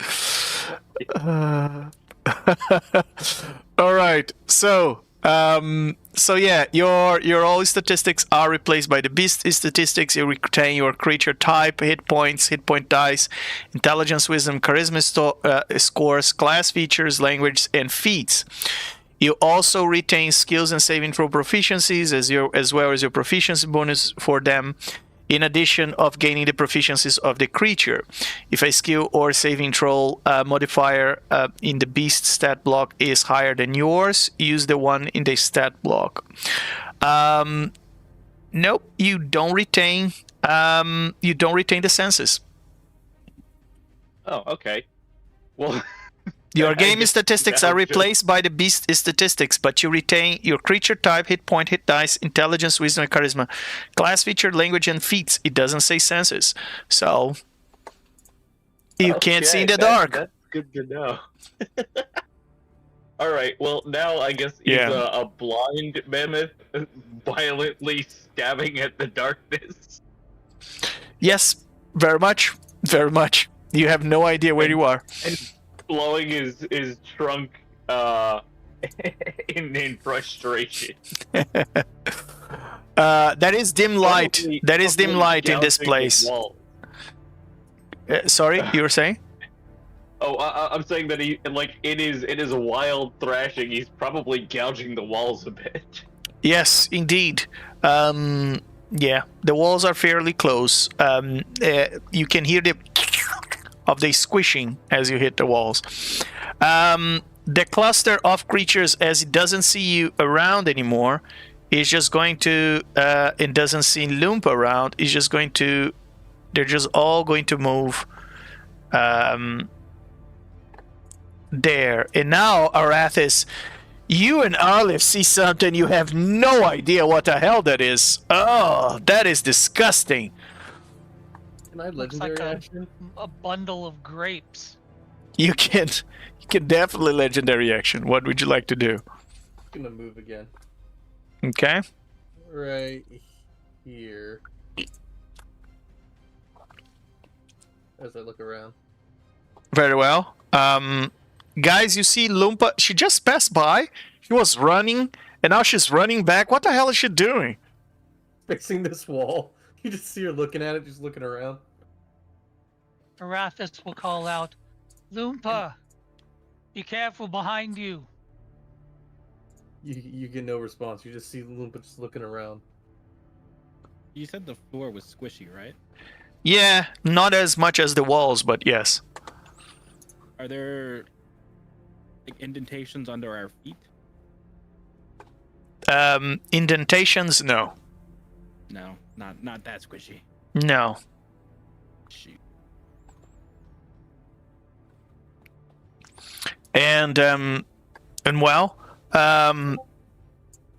it's now the creature moves 20 feet and is going to dash another 20 feet. It notices you guys there with all its little buddies.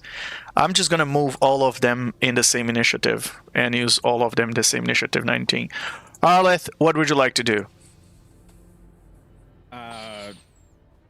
Can move my 25. Oh, what the heck?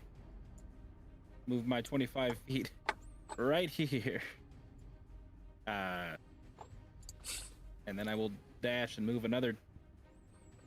Get to here. All right.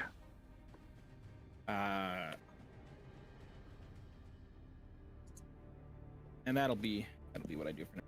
I need to get some movement speed buffs. Okay. That's the end of your turn? Yeah, Alan. All right. Arathis, what would you like to do? Now, that doesn't look like a funny spider. It looks like a creature that's coming to do something foul to you guys. Yeah.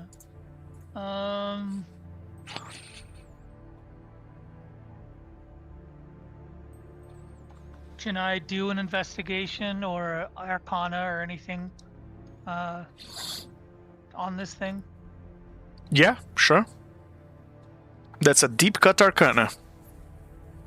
Well, it's worth a try. With a nat 20, it's got to give me something, right? Yep. Arathis, first it gives you inspiration if you don't have it. Already got it. Loompa, Arleth, do you need it? I do. Okay, you can have it. Thank you. Very well. Arathis,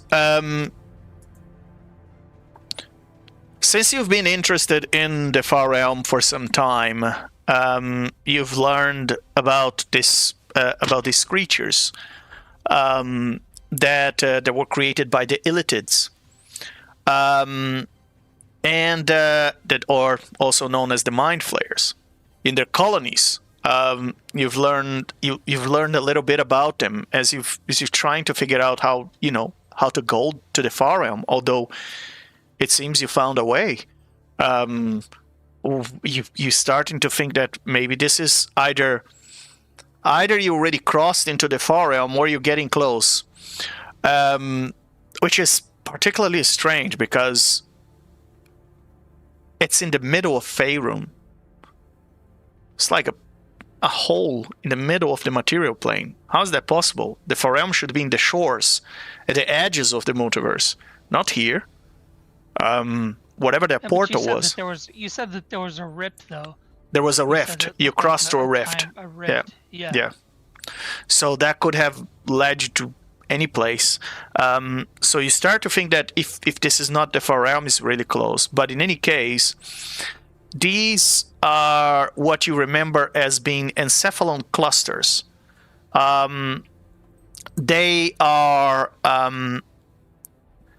when an Illitid colony lays its eggs dangerously close to the Far Realm, an egg sac has a chance to mutate into what is known as an encephalon cluster. It is a ravenous, slimy, psionic, brain-shaped mass that spawns horrors that are called encephalon gemulus. And the encephalon gemulus are the things that are flying around, and they are bursting out of those egg-looking parts of the of the cluster. So that means Oh. the more you hit that cluster, the Yeah, more the of those more little things you're gonna have. Yeah. Yeah. I will relay that information to Arlith. Arlith, every single one of those green eggs contains one of those floating pyramidic creatures. So every time we hit one, we release one of those creatures. Just be aware. Fantastic. Is it still, while they're not hatched, is it still one creature? Yeah, technically yes.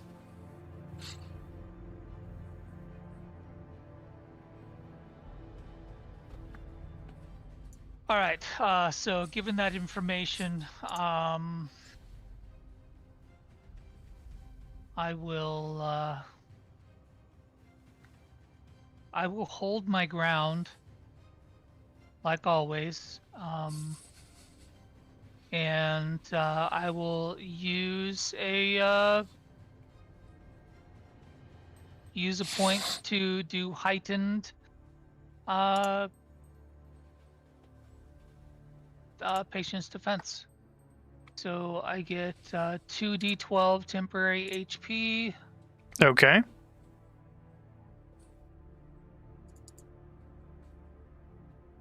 So that's 14. Very well. And I have taken the dodge action. Very well. And that will complete my turn. 14 temp HP, right? Yeah, puts me at 275. Excellent. Muddy Markle, you just hear... And you heard what Arathis and Arleth were talking about, so there's more of these abominations for you to destroy. What would you like to do? Well, first I need to move down to where I can see abomination. Oh, look at that. I can see the abominations. Alrighty then. Don't hit them, I scream as he passes by. Bad. More monsters if hit.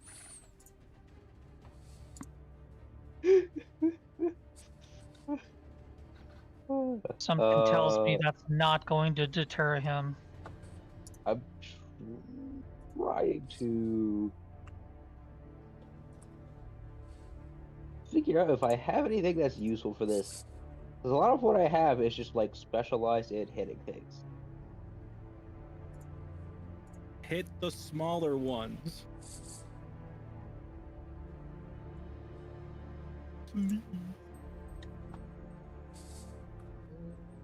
Alright, in this case, I am going to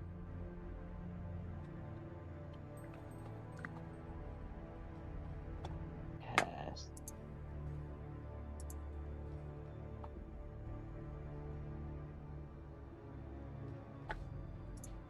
Who wants haste? Does someone want haste?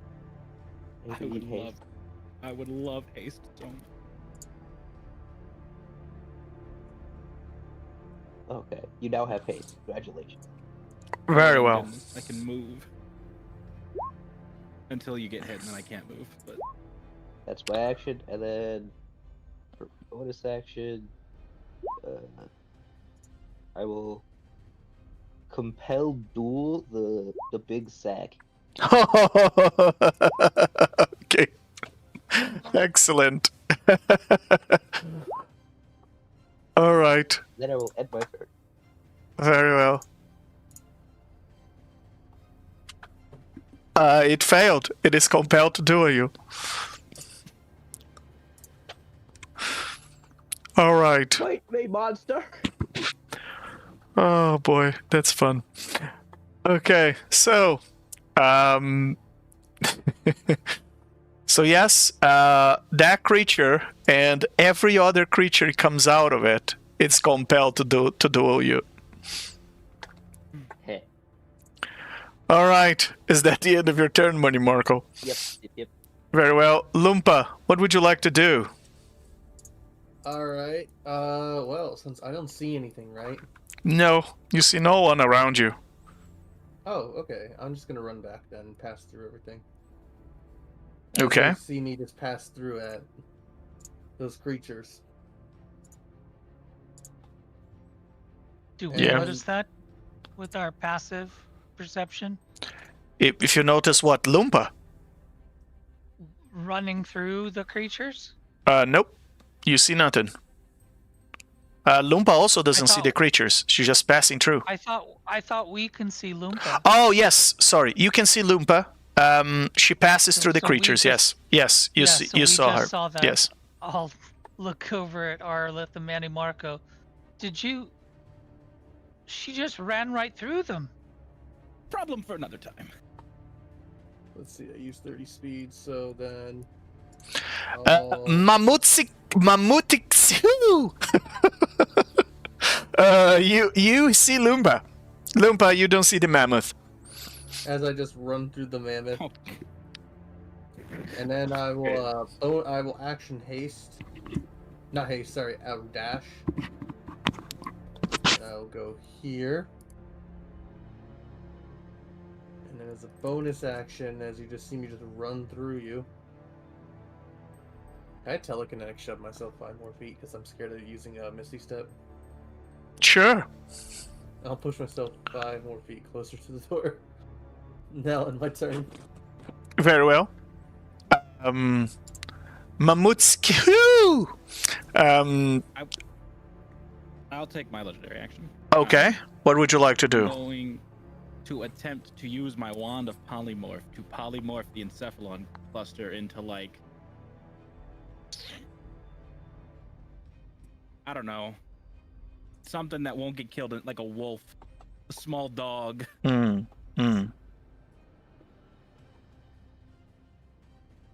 Very well. Go ahead. Something that won't get killed instantly if one of the bugs attacks it, but also that is not as big of a threat. Let me cast them. Excellent. This one. Roll a d20 for me. Absolutely.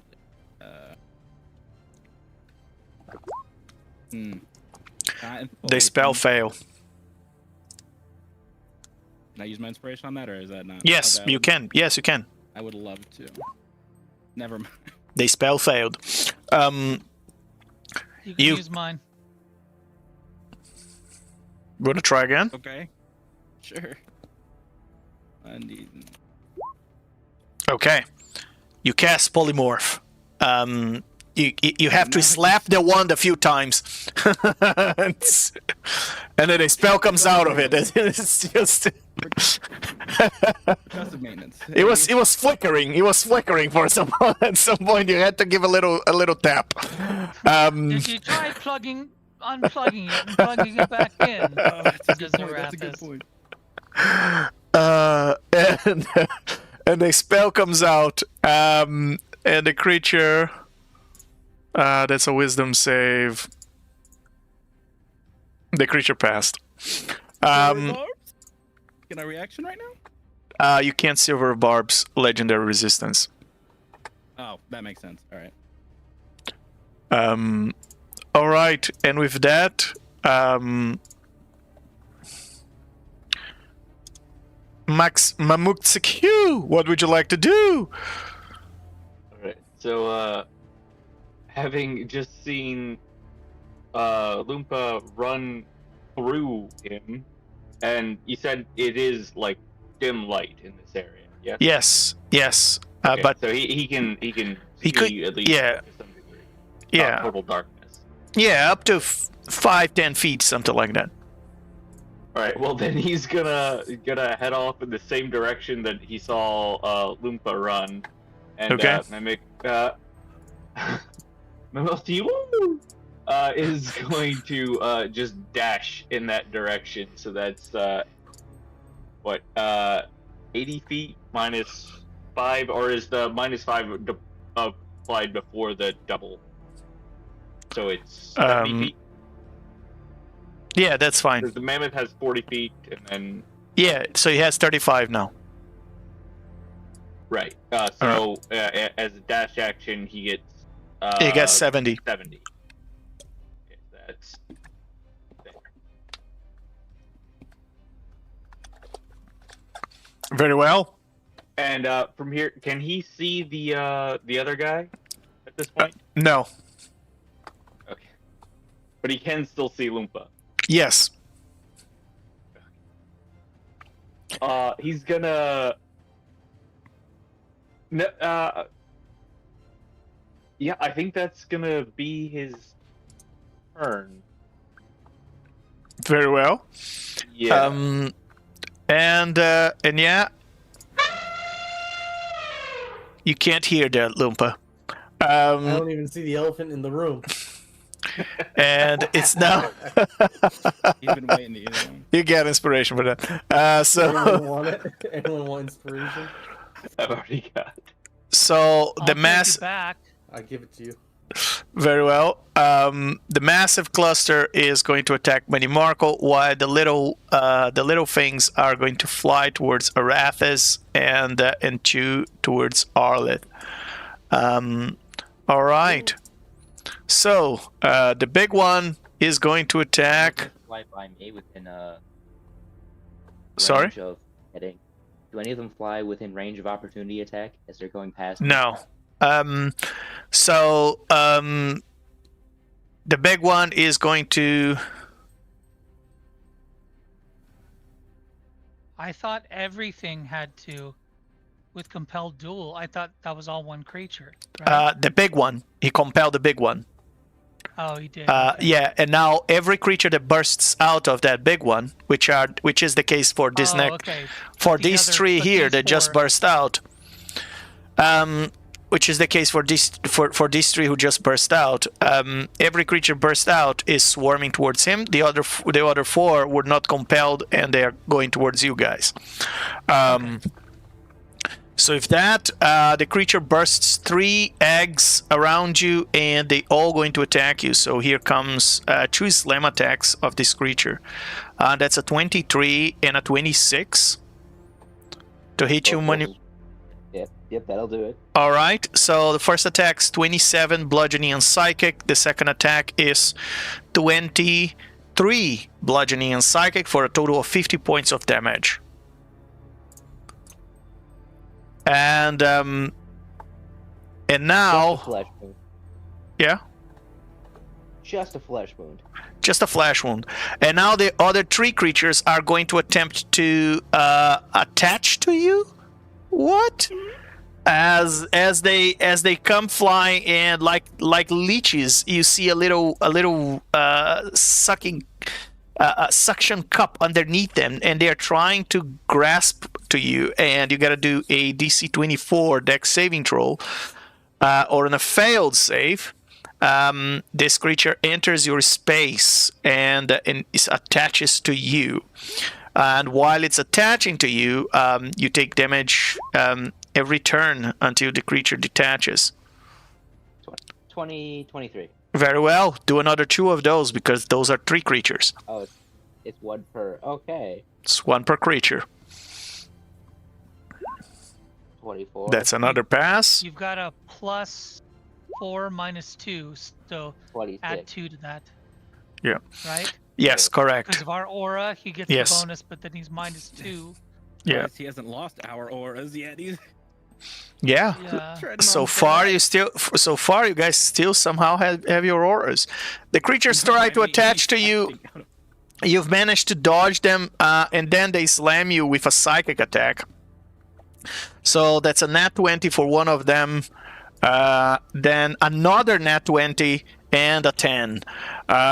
So for the 2 nat 20s, you take 39 from the first one and 32 points for the second one, for a total of 71. I think I did that right. Yeah, 71 points of psychic damage. That's full psychic. Starting to see why these little things are dangerous. 71 points of psychic damage as they surround you, Money Markle. And Not quite worried yet. with that, Arlet. Oh yeah, wait, no. There's still attacks. So Arathis, roll. Those creatures try to attach to you. Roll that Dex 24 saving throw twice. And let's see if you're gonna be taking 3d4 points of piercing damage at the start of each of your So it's turns. not an attack, it's just a save? It's a save, Is yes. that correct? Yes. Okay, so... Oh. Yeah, I'm good on the That's first first one is good. one. And I should be good on the Excellent. And then they do 2 attacks, psychic slams on you. One of them is a 12, the other one's a nat 20. Nice, 3 nat 20s for God, these little guys. Nat 20s are killing me. And that's a 30, quite literally. There's a 30, That's the only way anyone can hit me right now is with a nat 40, 20. 43 points of psychic damage. 43 of psychic. Yes. So I take half of that, So that's 22. which would be 22. Yeah. And then I will use my defense as my reaction. Okay. Sorry, I'm learning what these things are called. That's all right. Oh, no, I can only do it. This was purely psychic. It wasn't bludgeoning, piercing, or slashing. You can use deflect attacks against any damage type for deflect energy. Hold on. What is the ability that you are using? Can you tell us? Deflect attack. Yeah, deflect. So I can reduce it by the 1d10 As a plus reaction. 30 as a reaction. Okay.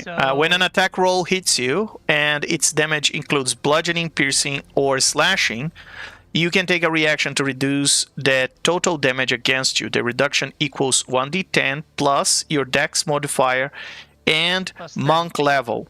So your monk level is but then I have- 20, your dex modifier is a 10, so that's 30, Yep. 1d10 plus 30. Now, however, I this have the doesn't apply to upgraded to psychic damage. No, I have deflect energy. Oh, which all is right. upgraded when Yeah. you can use deflect attacks. I For can do any against damage type. any damage type. Yes, that is correct. Yep. So go ahead and apply that. So reduce it by 36. So what was the total damage I took? You took. I already reduced. It was 40 something. But now you get 36 back. There you go. 36 back. Oh, yeah. All right. So you should be at 289. Is that correct? 289. That's correct. All right. Okay. So now Arlith, it's your turn. 2 dex saves, DC 24.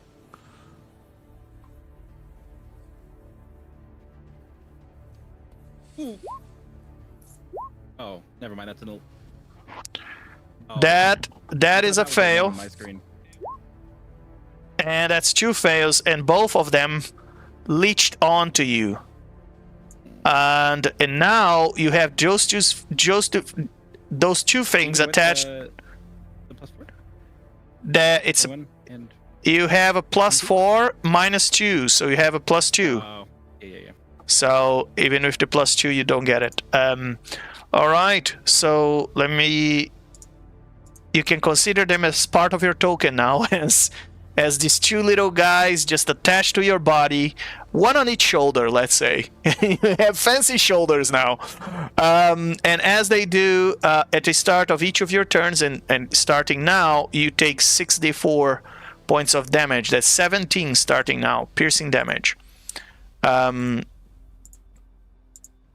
Now you 17 points of piercing damage as they start to consume you. And of course, to finish their turn, they're going to do a psychic slam on you. And that's a nat 20 and a 12. As they make that attack, that's an attack, right? That one is. Yeah. I'm gonna cast shield reaction. Cast shield. Okay. Oh, the 12 missed anyway, so it doesn't matter. But I was gonna do it, so. But the nat 20 is going to pass nonetheless. Yeah, 20 is. I know. So 28 points of a psychic damage. 28 points of psychic damage from that attack. And with that, the two creatures are now attached to you. You can spend an action trying to remove them from your body, just like you're pulling a leech out, and that might work. There's a DC for that. All right, Arlith, what would you like to do?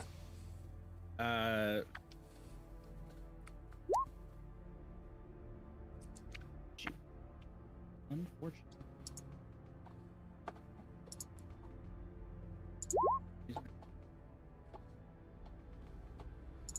Wait a second. Is this not?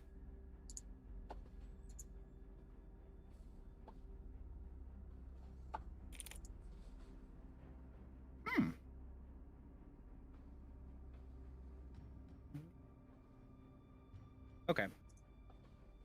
I am going to attempt to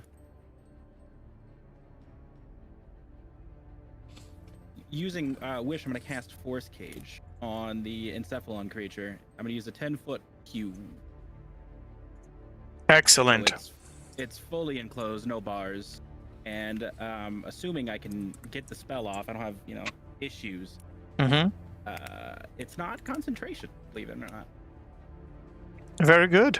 Very good. You are doing a 10-foot one, you said. Yeah, just is the Encephalon creature 10 foot? No, it's a huge creature. It is. No, it is 10 foot. Yeah, you're right. Okay, then yeah. Just boxing that boy in. Okay. I don't want to risk the 20-foot cage and letting these guys attack through it. All right, go ahead and cast your spell. All right, let's. Oh, I don't actually have it because it's a wish spell. So. It's a wish spell. Okay. You wish casting. Very good. Okay. Yes. So here I will put wish in the chat. That way it takes away my spell slot. Very well. Let's put let's display this for the audience. An immobile invisible cube, and it is concentration for 1 hour. Is it? Yes, it is in 2024. Yes, it is. 2024. I had it open on D&D Beyond. It should have showed me the 2024. I'm just saying. Yeah, an immobile, invisible cube shaped prison composed of magical force springs into existence around an area you choose within range. The prison can be a cage or a solid box as you choose. A prison in the shape of a cage can be up to 20 feet on a side, and it's made of half an inch diameter bars, space half an inch apart. A prison in the shape of a box can be up to 10 feet wide, creating a solid barrier that prevents any matter from passing through it and blocking any spells cast into or out from the area.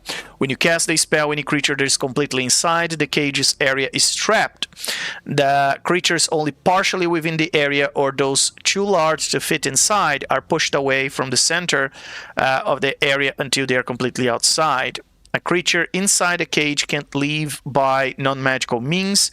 If the creature tries to use teleportation or interplanar travel to leave, it must first make a charisma saving throw. On a successful save, the creature can use the magic to exit the cage. On a failed save, the creature doesn't exit the cage and wastes the spell or the effect. The cage also extends into the ethereal plane, blocking ethereal travel. The spell cannot be dispelled by dispel magic. Fun times. All right, so roll for me a d20. Mm-hmm. Flat d20. Oh my god. You flicker that force cage into existence. Do you want to inspiration that? I don't have any. Does anyone wants to give Arleth their inspiration? You can have by.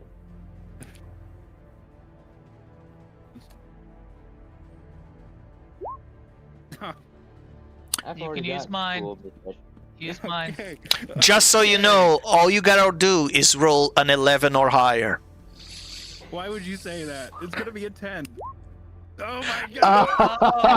Oh my god! Unbelievable! Oh. You flicker that force cage into existence and it disappears right afterwards. It would have been a great spell. It would have contained all those creatures. They're bursting out on top of Manny Marco. Arlit, was a good try. Anything else you would like to do in your turn? Can I use my haste action to try and yoink one of these boys off? Yes.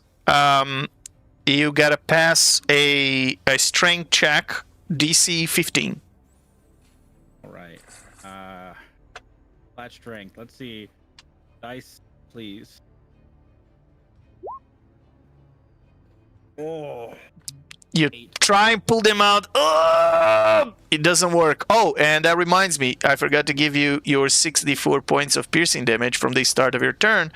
11 points of piercing damage from them. Yeah. As you try to yank them, their suction is just too strong. Okie dokie. Is that the end of your turn? Move. I'm gonna go run this way and flank with Aerithus. 46 feet. There we go. I can't move these guys, but very well. And I'm gonna bring them with you here. Your buddies. yeah, my buddies. Yeah, that's what we can call them. All right, and Get them off! Aratus, what would you like to do as you see what happens when those creatures attach to you and Arlit is suffering? So he still has Peacekeeper in his hand. He twirls it in his hand, and he will go for the top one first, the north one first, with Stunning Strike. Excellent. With Peacekeeper.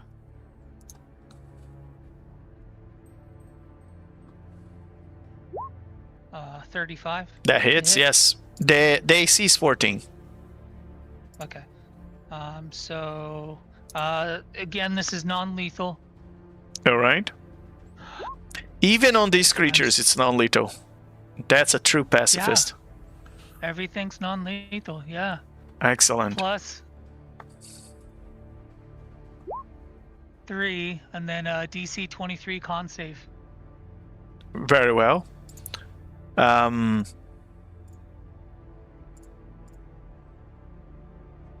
It failed, and it's stunned. All right, it's stunned. Now he'll go for the bottom one. Same thing.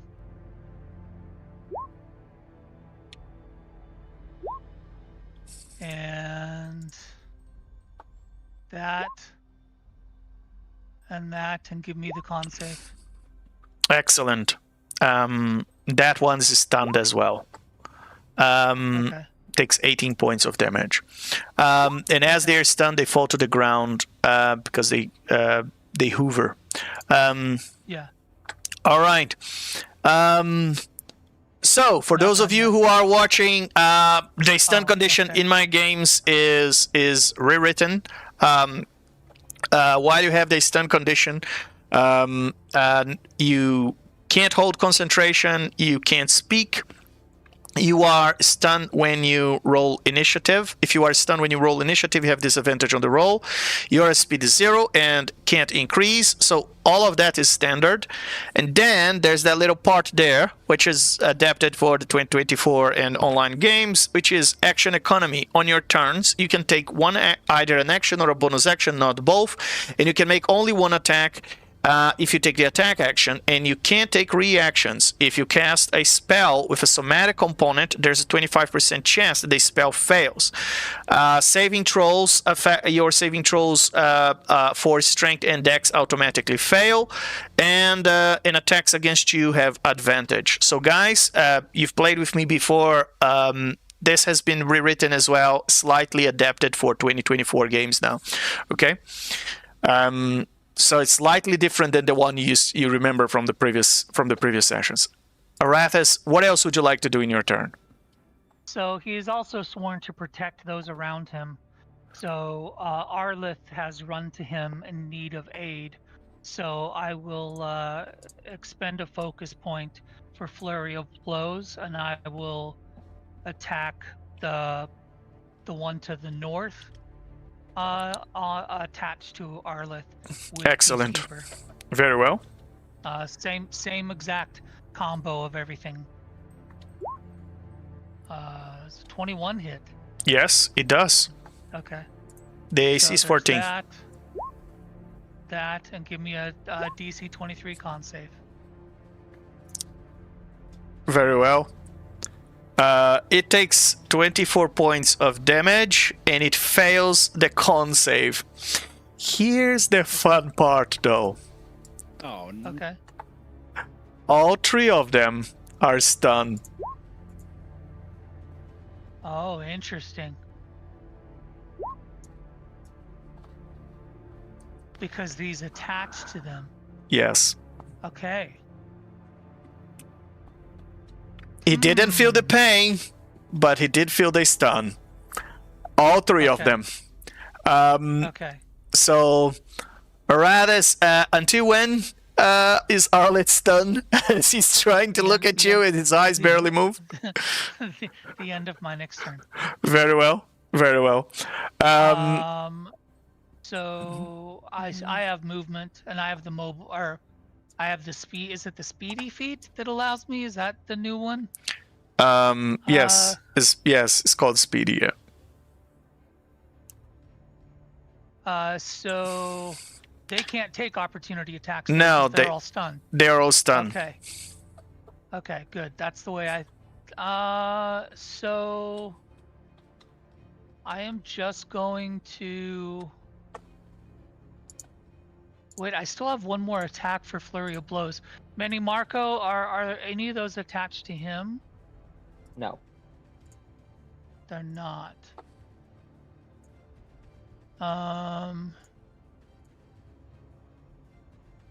You know what, I'm just going to back up over here to watch and see from this point. Very well. Because I don't have another attack with, and I wouldn't continue attacking once they're stunned. That's as far as I go. So that'll complete my turn. Very well.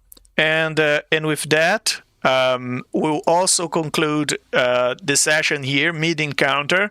If you're watching us, you're enjoying the sessions, please subscribe to the channel. There's much more content coming up, and every Saturday we'll be streaming Gods versus Eldritch Horrors, and we will continue this encounter in the next session. And as I explained earlier, this campaign has two tempos. There are the pivotal events when we're playing in session, and then in between sessions, the players are also working on the bastions, on the dominions, on their followers to try and get their divine essence pool as high as possible so they can keep up fueling their demigod powers and their demigod interventions, their divine interventions and this kind of stuff. So yeah, keep an eye out for next Saturday when we return with Gods vs Eldritch Horrors. Thanks everybody for watching us, and have a good night.